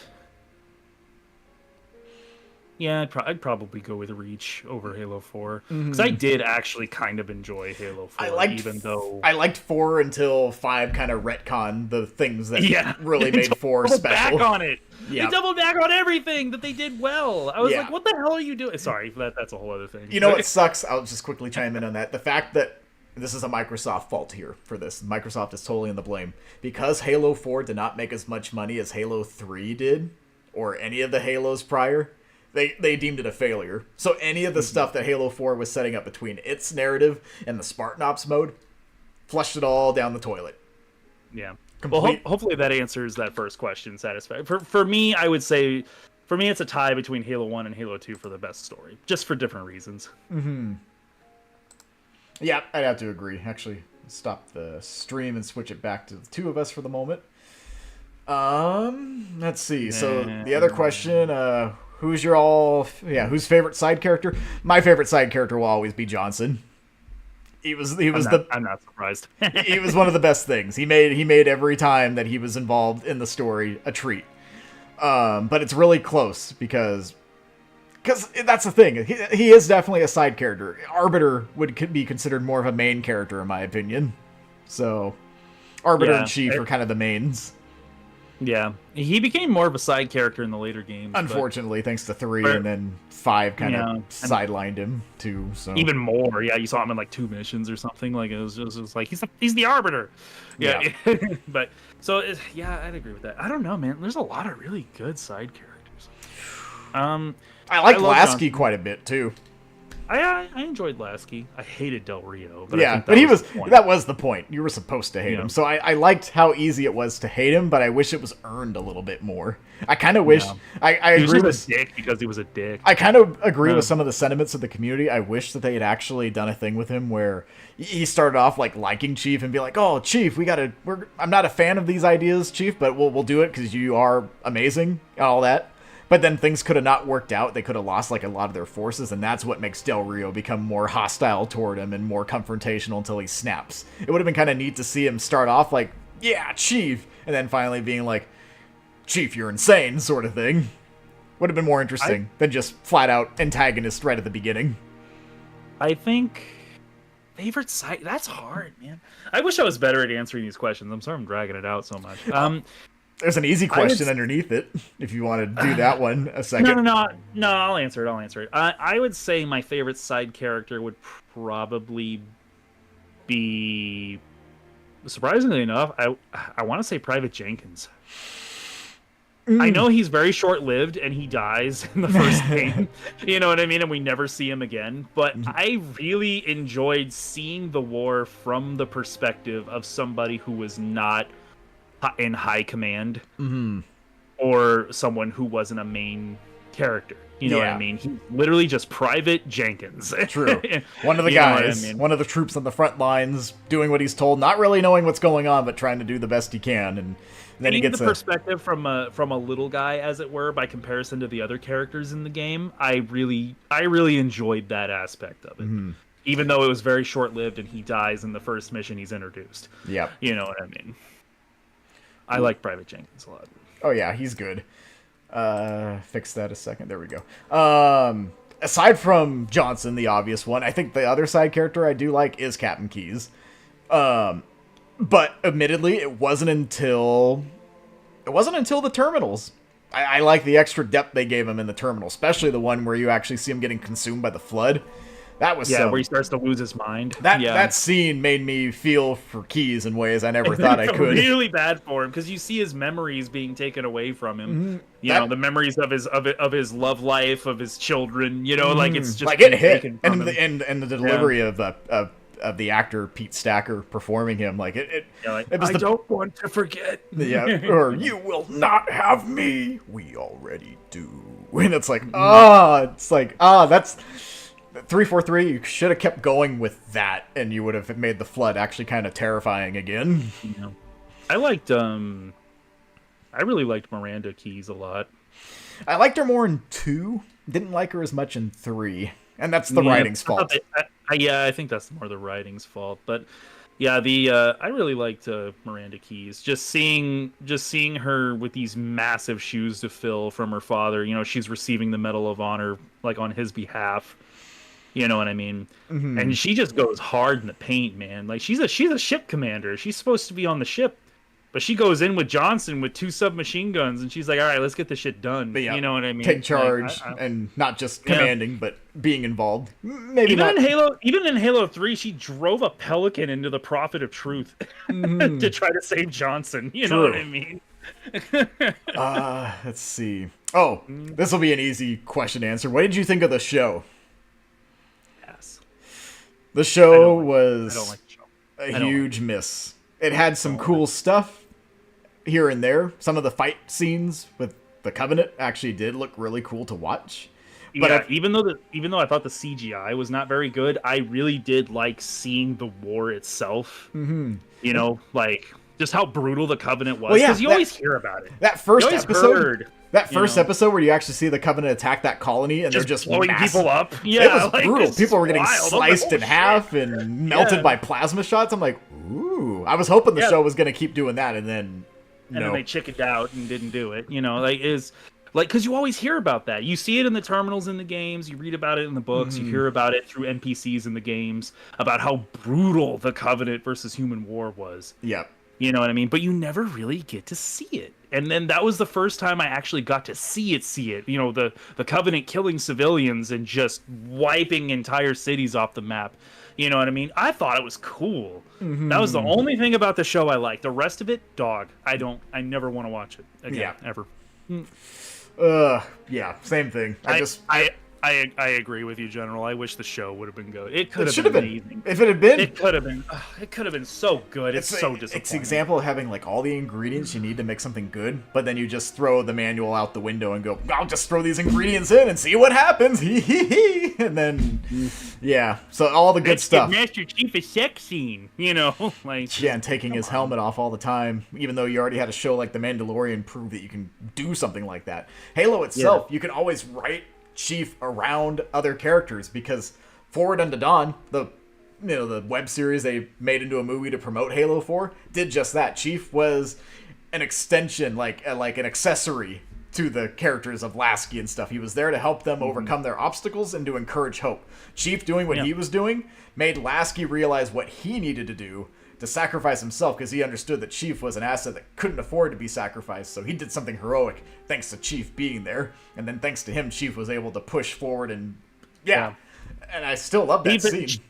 Chief is that spark of hope that humanity needs, and he keeps his helmet on because they want you to be able to identify with him and feel like you're him. You take the helmet off of him in the first 30 minutes of the show, kind of ruins that a little. It would have been cool if they saved it for the end. End of the season. I can't believe they didn't. I cannot believe that would have been just an amazing opportunity if they just kept his helmet on the whole show and then did what the games didn't do at the very end of the show. That could have been the one thing that would have made it maybe not better than the games, but gave it more than the games could have done, is by actually showing the man's face. But no, they do it in the first 7 minutes or something of the first episode, and then it's just off for 90% of the show. It feels like it was a huge waste at that point. Yeah, like any sense of build up, anything that could have been earned from the moment, gone. Yeah. So yeah, the show was a huge miss. If they ever try again, I hope they don't. The only thing I do like about the show is it takes place in its own separate timeline, so it doesn't scar anything from the current narrative, because that's already got its own troubles at this point. So thank goodness because the regular narrative is doing so well. So thank goodness I didn't tack that onto what we already are dealing with, because it's already in a rough spot. So thank you for not doing that much, Paramount. But yeah, just a short answer, I did not like the show. Yeah, would have been better with him right at the start. Better. Your other question that you asked too, what memories or moments from the franchise of Halo do you cherish or think had a big impact on you as fans and as gamers? Well, Halo basically was the gateway into our modern gaming experience. It gave us the split screen playing with all of us together when we used to go to each other's homes. It gave us Xbox Live so we could play online when we were far apart. It was one of the big games that all of us were playing at that point. We would literally be staying up until like 2 or 3 in the morning just playing Halo together. We went to our first ever midnight release thanks to Halo. Yeah, it was a Halo game. Yeah, it taught me how to make friends. I became friends with Donald thanks to Halo. Yeah, that's what it did for me. Overall, one of my top cherished things about Halo, and to answer that question of like the big impact it had on me, it taught me how to make friends, because I was a pretty socially awkward kid. I did not make friends very easily. Halo, I had a hard time relating to other kids, but Halo gave me a way to relate to other kids and learn how to be social and learn how to talk to other people and make friends. It started out in person before Xbox Live was a thing, and then when Xbox Live was a thing, I made so many friends through Halo. Like people that didn't live anywhere near us, people that lived across the ocean, you know what I mean? And we'd still log in to play together. Yep. You know what I mean? It taught me how to be a person. It taught me important lessons, you know what I mean, about accepting loss. And and learning how to treat people and talk to people and how to have fun, and experience things with others. It was just a purely social experience the Yeah. whole way through, you know, That being and I'll never forget that. No same. other game has done that for Yeah, me. Halo was a You know, bridge. It was really the thing that made connections possible in ways that no other games could. Like the other games were fun and you shared them with people, but Halo literally forged new friendships and new connections. I still Um, have friends that I met purely through playing Halo, Same. and So, we've been friends for 10 years, 15 years. You know, yeah, and I will say too, thanks to Xbox Live and thanks to Halo, that period when we were graduating from high school, moving on to the next phase of our lives, and there were it gave us a moments. way to stay connected with each other. Yep, because You without it, know, we would have basically like who knows what would have happened. But the fact that we actually had Xbox Live and could play Halo together and check in, like, oh, how's your week been? How's school been? How's it been living in your new place? How's work? It still kept things fresh and connected, and we didn't lose that. And Halo was the basically the glue that held it all together. If you want a specific funny memory that I'll always hold near and dear to my heart, though, there is a funny thing that happened one time when we played Halo. It was one of the few times when we were checking out the Halo 3 DLC when we were like split screening and just kind of goofing off. This was back before we were doing the Xbox Live stuff properly, but Dahl was over. It was me, him, my brother, and I think it might have been his friend playing split screen. We were playing, and we had like this little base set up outside of like the little like guardians that shot the lasers. You had like little barricades that stopped it, so you could actually build outside into like the wider area in that map. And there was like a little base, and you flew in with the Hornet and I know what you're yeah, talking about. you Yeah, I gunned remember him that. down, but he was firing the missile pod after you, and the missiles were like arcing. Even though you got him, the missiles were still alive and homing in on you. So you're like Yeah. trying to fly away as quick as you could in the Hornet, and for a moment, the rockets all of a sudden piddled out. They lost their thrust, and they looked like they were backing off. And you slowed down at that point because you're like, "Oh, thank goodness!" But then the stupid thing actually reignited and barreled right into him. And I Yeah. just Damn thing had a mind of its own, man. Like I was flying away and I was about to get away and it looked like the missiles were gonna peter off and explode. But then so I slowed down thinking I was good, and like he said, the damn missile came back to life Yeah. and then destroyed me, I knocked me just out of remember the you air. being like, no, when you saw it reignite because you knew what was about to happen. It was just this, like, your eyes went so wide when you were like, Yeah. no. You still have the clip of that somewhere. I do actually have the clip, and this is back in the day because I couldn't upload clips to Bungie because I didn't have the membership. So we're talking like old school where you just took the camera and sat it in front of your TV and filmed it. I have that still sitting around. Yeah, you can see his TV screen. If I can find it, maybe I'll throw it in as like a little addendum attached to this podcast that people can check out. Yeah, just to show that it actually happened and it happened then. Oh, I was laughing so You know? hard because I Yeah, remember I we know. were all thinking, oh, he got away. But then as soon as you blew up, he was just. I remember my brother being like, ah, he got you, Yeah. like from the grave. One of my favorite memories of it was just like when I moved away. This is when we were a little older. This is when Reach came out. But the summer that Reach came out was really special because that was the midnight release that Richard was talking about that we went to all together, and we all stayed up. There was a huge group of us that stayed up all night playing the game once it launched. And then not only that, but literally less than a month later, the game came out on like September 14th. Yep, I moved away. like days. Days later, I moved away to a completely different city on the opposite side of the state by the 29th of September. And it was a big change. I was 18. It was my first time out on my own, and I was extremely lonely. Even though I was living in a big city, I was surrounded by people I didn't know very well. And like I said, I've always been kind of a socially awkward person. I don't make friends as easily as or as I probably could have. And it was a way for me to still hang out with my friends back home without having to physically be there. Was Yep. playing Halo Reach on Xbox Live. We played like every night for like a Did. straight year after I left. We grinded, earned a ton of credits to unlock armor, as aiming for specific pieces we wanted and to rank up so we could get those pieces. Yeah, going for specific challenges and achievements. You know what I mean? Like it was just a fun time. It made me feel a lot less lonely. Yeah, I agree because it felt weird not having either you or Hans around because you both went off and I stuck around. So being able to play online with you guys was like that little thing that still kept everything connected. And Yeah, it kept us talking to each other and playing together and keeping up with each other's lives. and You know? because it was a new period, with my trade work that I was doing, and you guys going to school, and it made those days, that transition, not as painful as it could have been. Made it a lot easier, and at least gave something nice to look forward to when the days were rough at certain points. So yeah, it helped. It really did. I'm glad that we had our friendship because of it. Yeah, no, it was a good time, man. Halo got me through a lot of bad stuff, and taught me a lot of important lessons that I don't know when I would have learned otherwise because of how socially awkward I was. So it's but yeah, and I see your comments over there. I wish I joined much earlier, but it's pleasant being here anyways. Halo is a franchise that I love, and I wish that its current state is going to improve. I hope so too. It just might, because we had that big announcement yesterday that basically confirmed that 343 is essentially dead as a studio, and now they're rebranded as Halo Studios, and they're switching to Unreal, which from a business standpoint, I think that's a good idea, because Halo's tied irreparably to Microsoft. Microsoft is about contracted workers. People are only there for like 6 months to a year, and they get rotated out.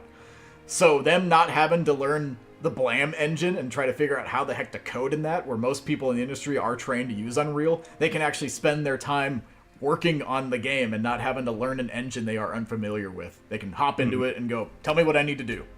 Teach me how you got this set up to be a Halo game, and I know how to use Unreal, so I'll make it happen.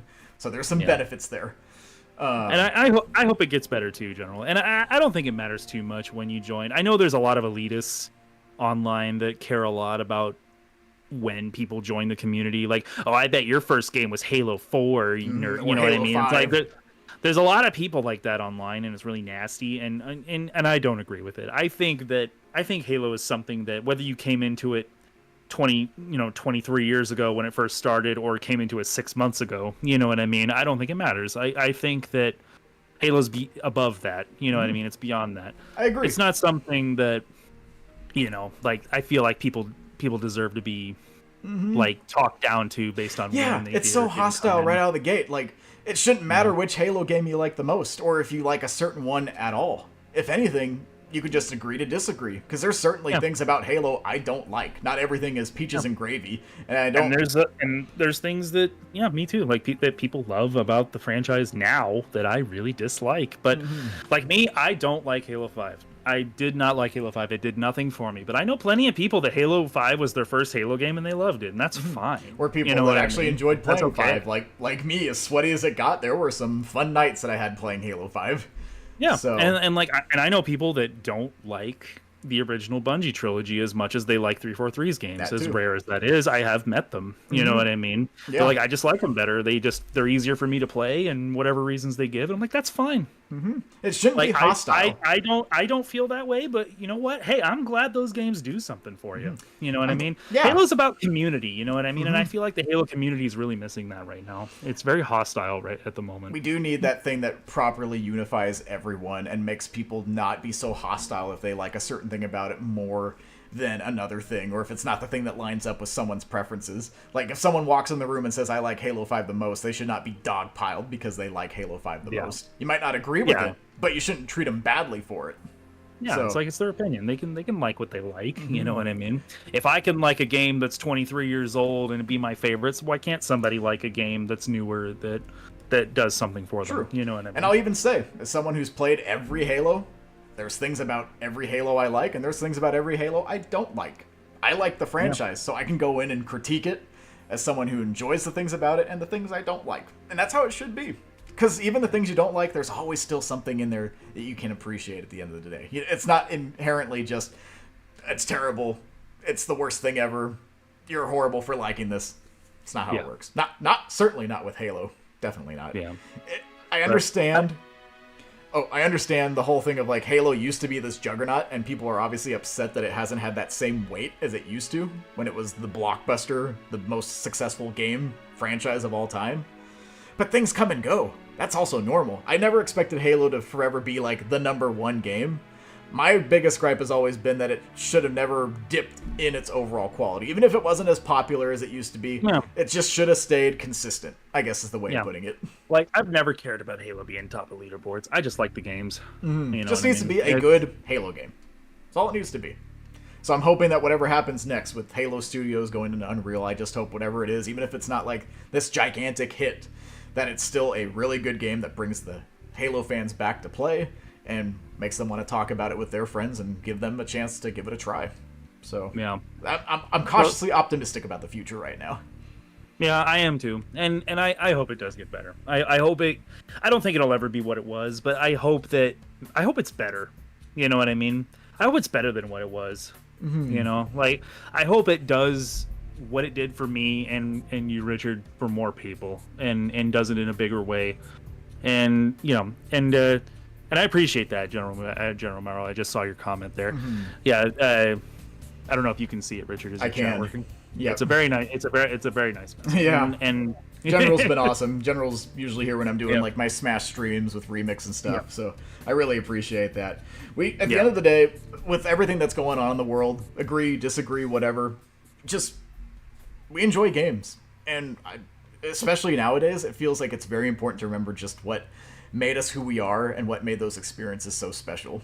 Because there's just so much anger with a lot of people these days. You can't really sit down and have fun conversations like this. Part of the reason why I'm doing these podcasts is that we can actually sit down and talk about the things we liked. And even if we're talking about the things we don't like, we're having conversations about it rather than just getting heated and angry and irrational, you know? Just, it's amazing what talking can actually do.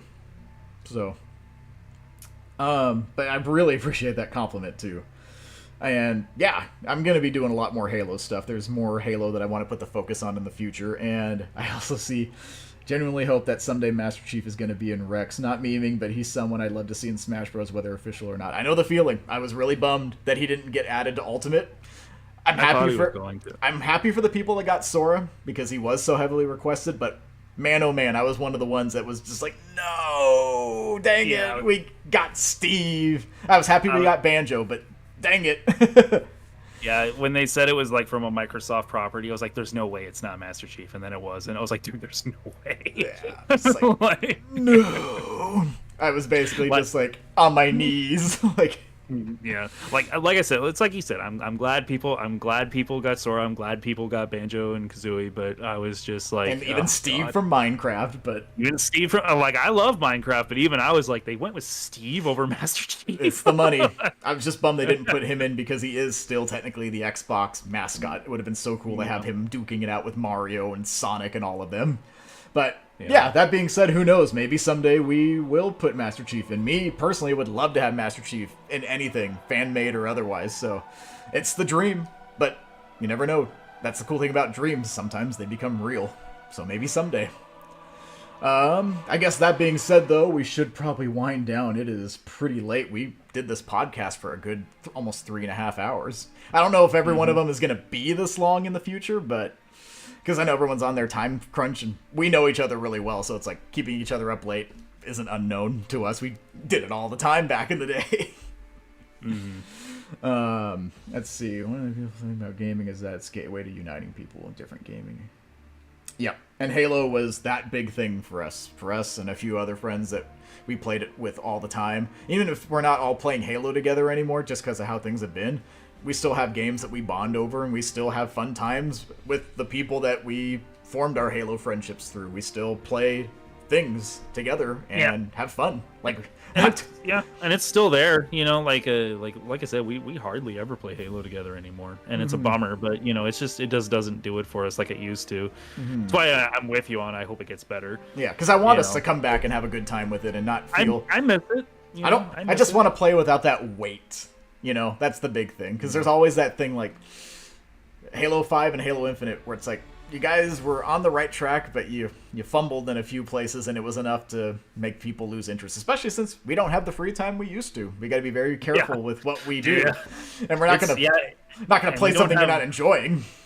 Yeah, exactly. Like, I don't have the time for it, man. Like I didn't have time for it back then, but now you know, we're both in our 30s, you know what I mean? We just don't have that kind of time anymore. You know, and it's but we still we're still here. Yeah. We're still here. I think I've been especially harsh between the two of us. Richard's been much more optimistic about the future of Halo than me. I'll admit, like I know I'm pretty like optimistic now, but that's only because Richard and I have been sitting here for over 3 hours just Reminiscing. talking about what Halo's meant to us and looking at all the things we liked and disliked and just talking about it as a whole. That tier list is also a lot of fun too.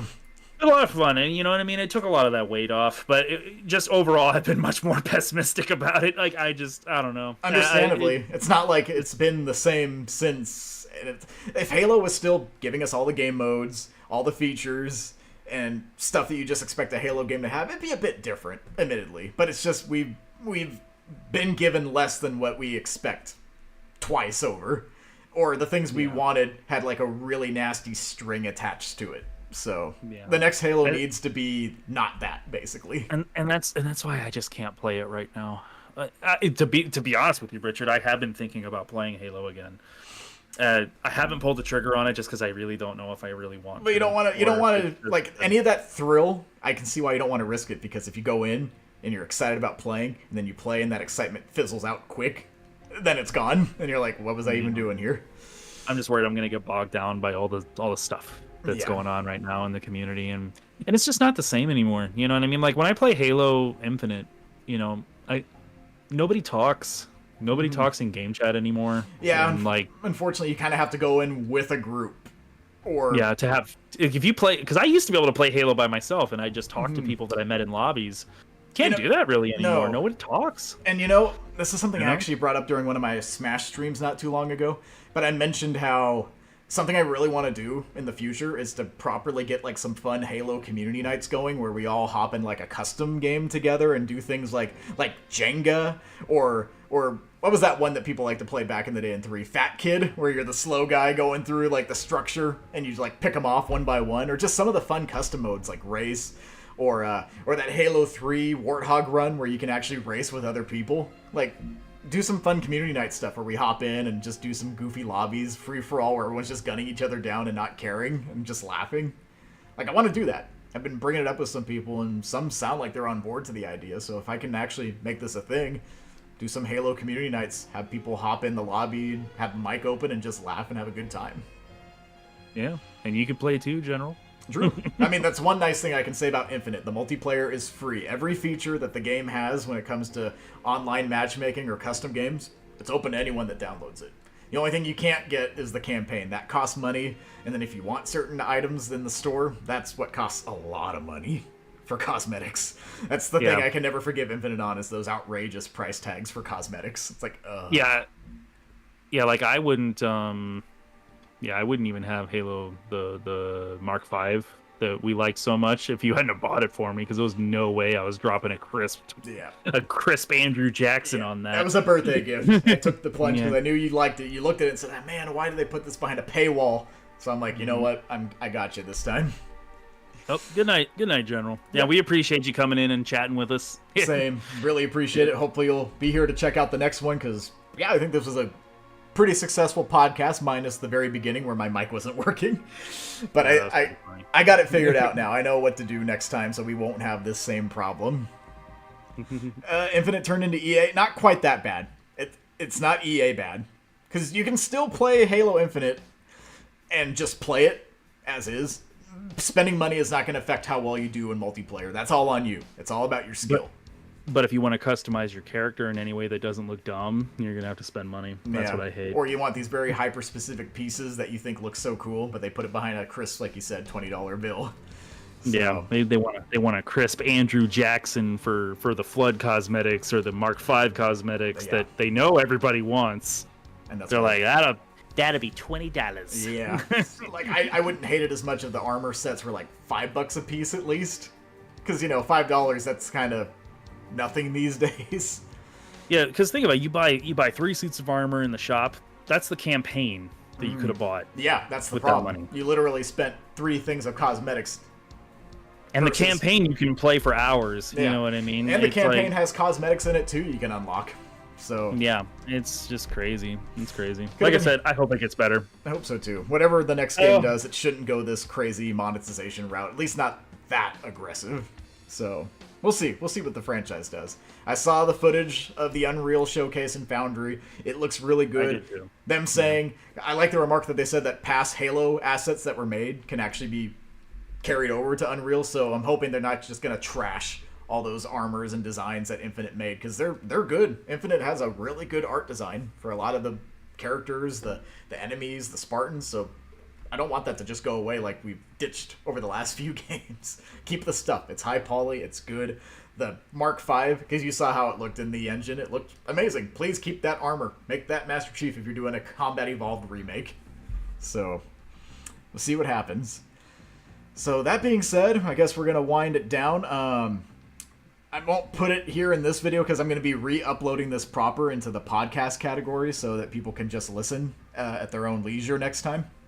But when I post the podcast version, I'll put the descriptions in the link for like your Instagram so they can check out your amazing art. You might even spot some Halo artwork mixed in here and there too.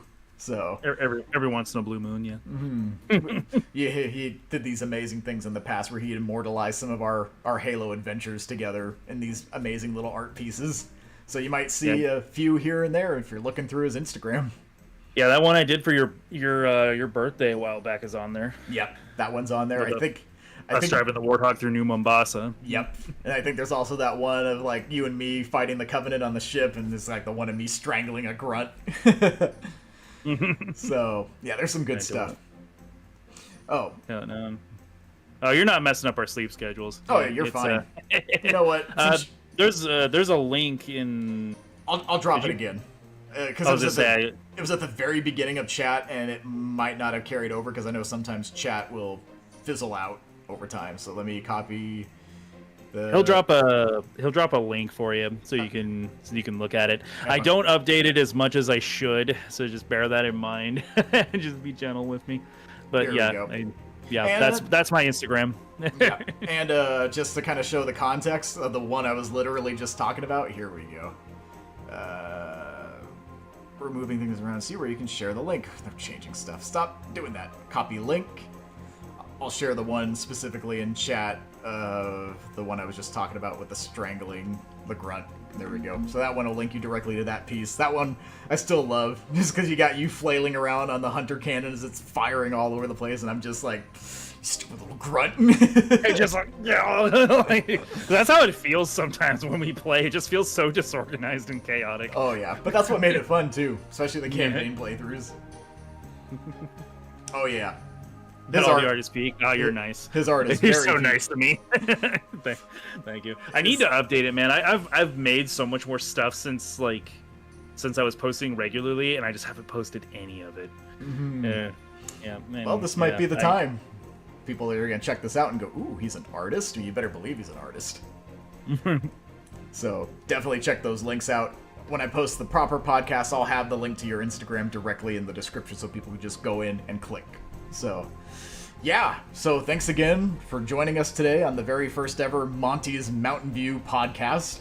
I think it was a big success. Thanks for joining me tonight, Donald, and reminiscing. And this is what I was wanting out of this. Was just a fun trip down memory lane and talking about what made gaming, especially Halo in this case, just so good.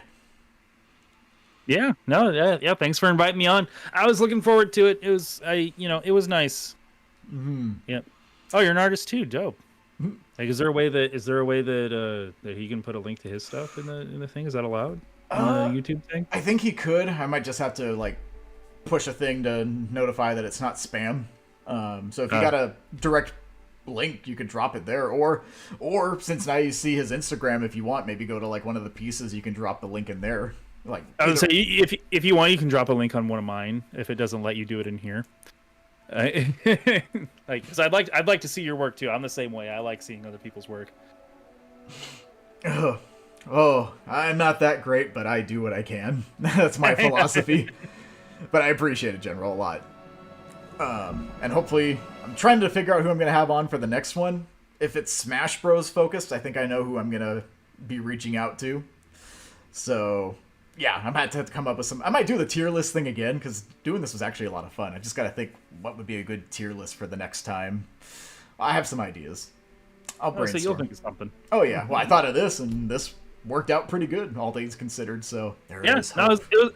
it was a good time, and it was fun reminiscing on days of old, and just I don't know. It's been a long time since I've actually sat down and Thought had like about it. a thought about it and had a discussion. Mhm. Like, you were bringing up like memories I hadn't thought about in forever. You know what I mean? Yeah, Back to a just simpler time when the prophets had betrayed us, and the brutes, not the elite, shall be the prophets escort, and hmm and just it's fun times. Going over people's houses, going to midnight releases, staying up way too late. Spending way too much money on these games. yeah. Yeah. But do I regret it? No, I don't. Nah, I I don't definitely regret don't. it either. It's like, oh yeah, Even things could have been done differently, and could always say it could have been done better, but it certainly could have been a lot worse too. So, Yeah, even with all the bad that the franchise has been going through in recent years, I don't regret it. I don't regret a dime or a second that I spent on the games. You know what I mean? I don't regret it. me neither. I A got lot no, I of know- I got no regrets. I'm sad for where things are right now. I'm cautiously optimistic like yeah. you are, but I don't regret any of it. Yeah, the You know. sadness mostly comes from the state of the games and the community itself, but the hope is that it will get better and things will, even if they're never as good as they used to be, will still be good enough where people want to be together and enjoy it together once again. That's all I care about. Doesn't need to Yep. be a blockbuster like a movie, it just needs to be fun. It needs to be Halo. So, yeah, we'll see what the future holds. Yep. Thanks again for joining us tonight. Thank you again for being here, Donald. Might have to bring you back in the future, but I'll say I'll come back. we'll bounce around. It's not always going to be Halo. We got other games we can always talk about too. So, I was say I can talk about other things too. I like games and media in general. So don't know if it'll be this long next time, but we'll see. Next one will probably be no. a bit shorter, honestly. But Yeah, but it was a good time. Thank you for inviting me on. I do mean that. It was nice reminiscing and just talking about games that we like and love and just mean a lot to us. yep, yep, because it was different. Even with the new games I play today, some of them do hit well, but some just they don't hit like they used to, and that's definitely a me thing. So it is fun to reminisce about the times where the games really did hit different, and Yeah. and being able to share it together because I shared it with Donald, I shared it with our other friends, and random people on the internet that I'll never see again. But during those times we were playing, like when we played on like the last day of Halo 3 before they sunset the original servers, we were in there chatting with people and hearing their final thoughts before the end of an era. That was fun, but that was so It sad. was. It really was. Because there was like no kids in like these lobbies at all. It was all like people our age. Like, you know what I mean? So it's just like the only people left that were playing were like people our age and just talking to each other, man. Like, yeah, man, I've been playing this since '07, man. I can't believe it's gone. Like it was so sad. But I'm glad we participated. That was fun. I'm glad we got to participate in that before the servers went down. Same. And technically you can still play Halo 3, but it's through like fan servers at this point. I might check that out one of these days, but that original magic, definitely gonna miss it. But still happy to see that there's a dedicated community out there. It's not totally gone. It's in a rough patch. But hopefully with the future looking cautiously optimistic, might finally see something good after all these years. Fingers crossed. Oh, mind if I send a friend request? Sure. I mean, my filters are set up in a way where I normally don't see the notifications because I do get spammed a lot from people in like the Remix Discord regarding like, are you adding so-and-so to Remix? Or can we port this character to Ultimate? And me just being like, my inbox can't take it. Mute. I can't have that going off when I'm at work all day, so. But yeah, I guess with that, time to wind down. It's bedtime. Everyone that's here lingering, what are you still doing here? It's over. Go home. What are you doing here? The show's over. Get out of here. Nah, I'm kidding. Thanks for being here tonight, General, and for others that tuned in. Really appreciate it. Look forward to posting this proper and having more episodes in the future. But as I say, until then, farewell. Bye. There we go. Correct ending.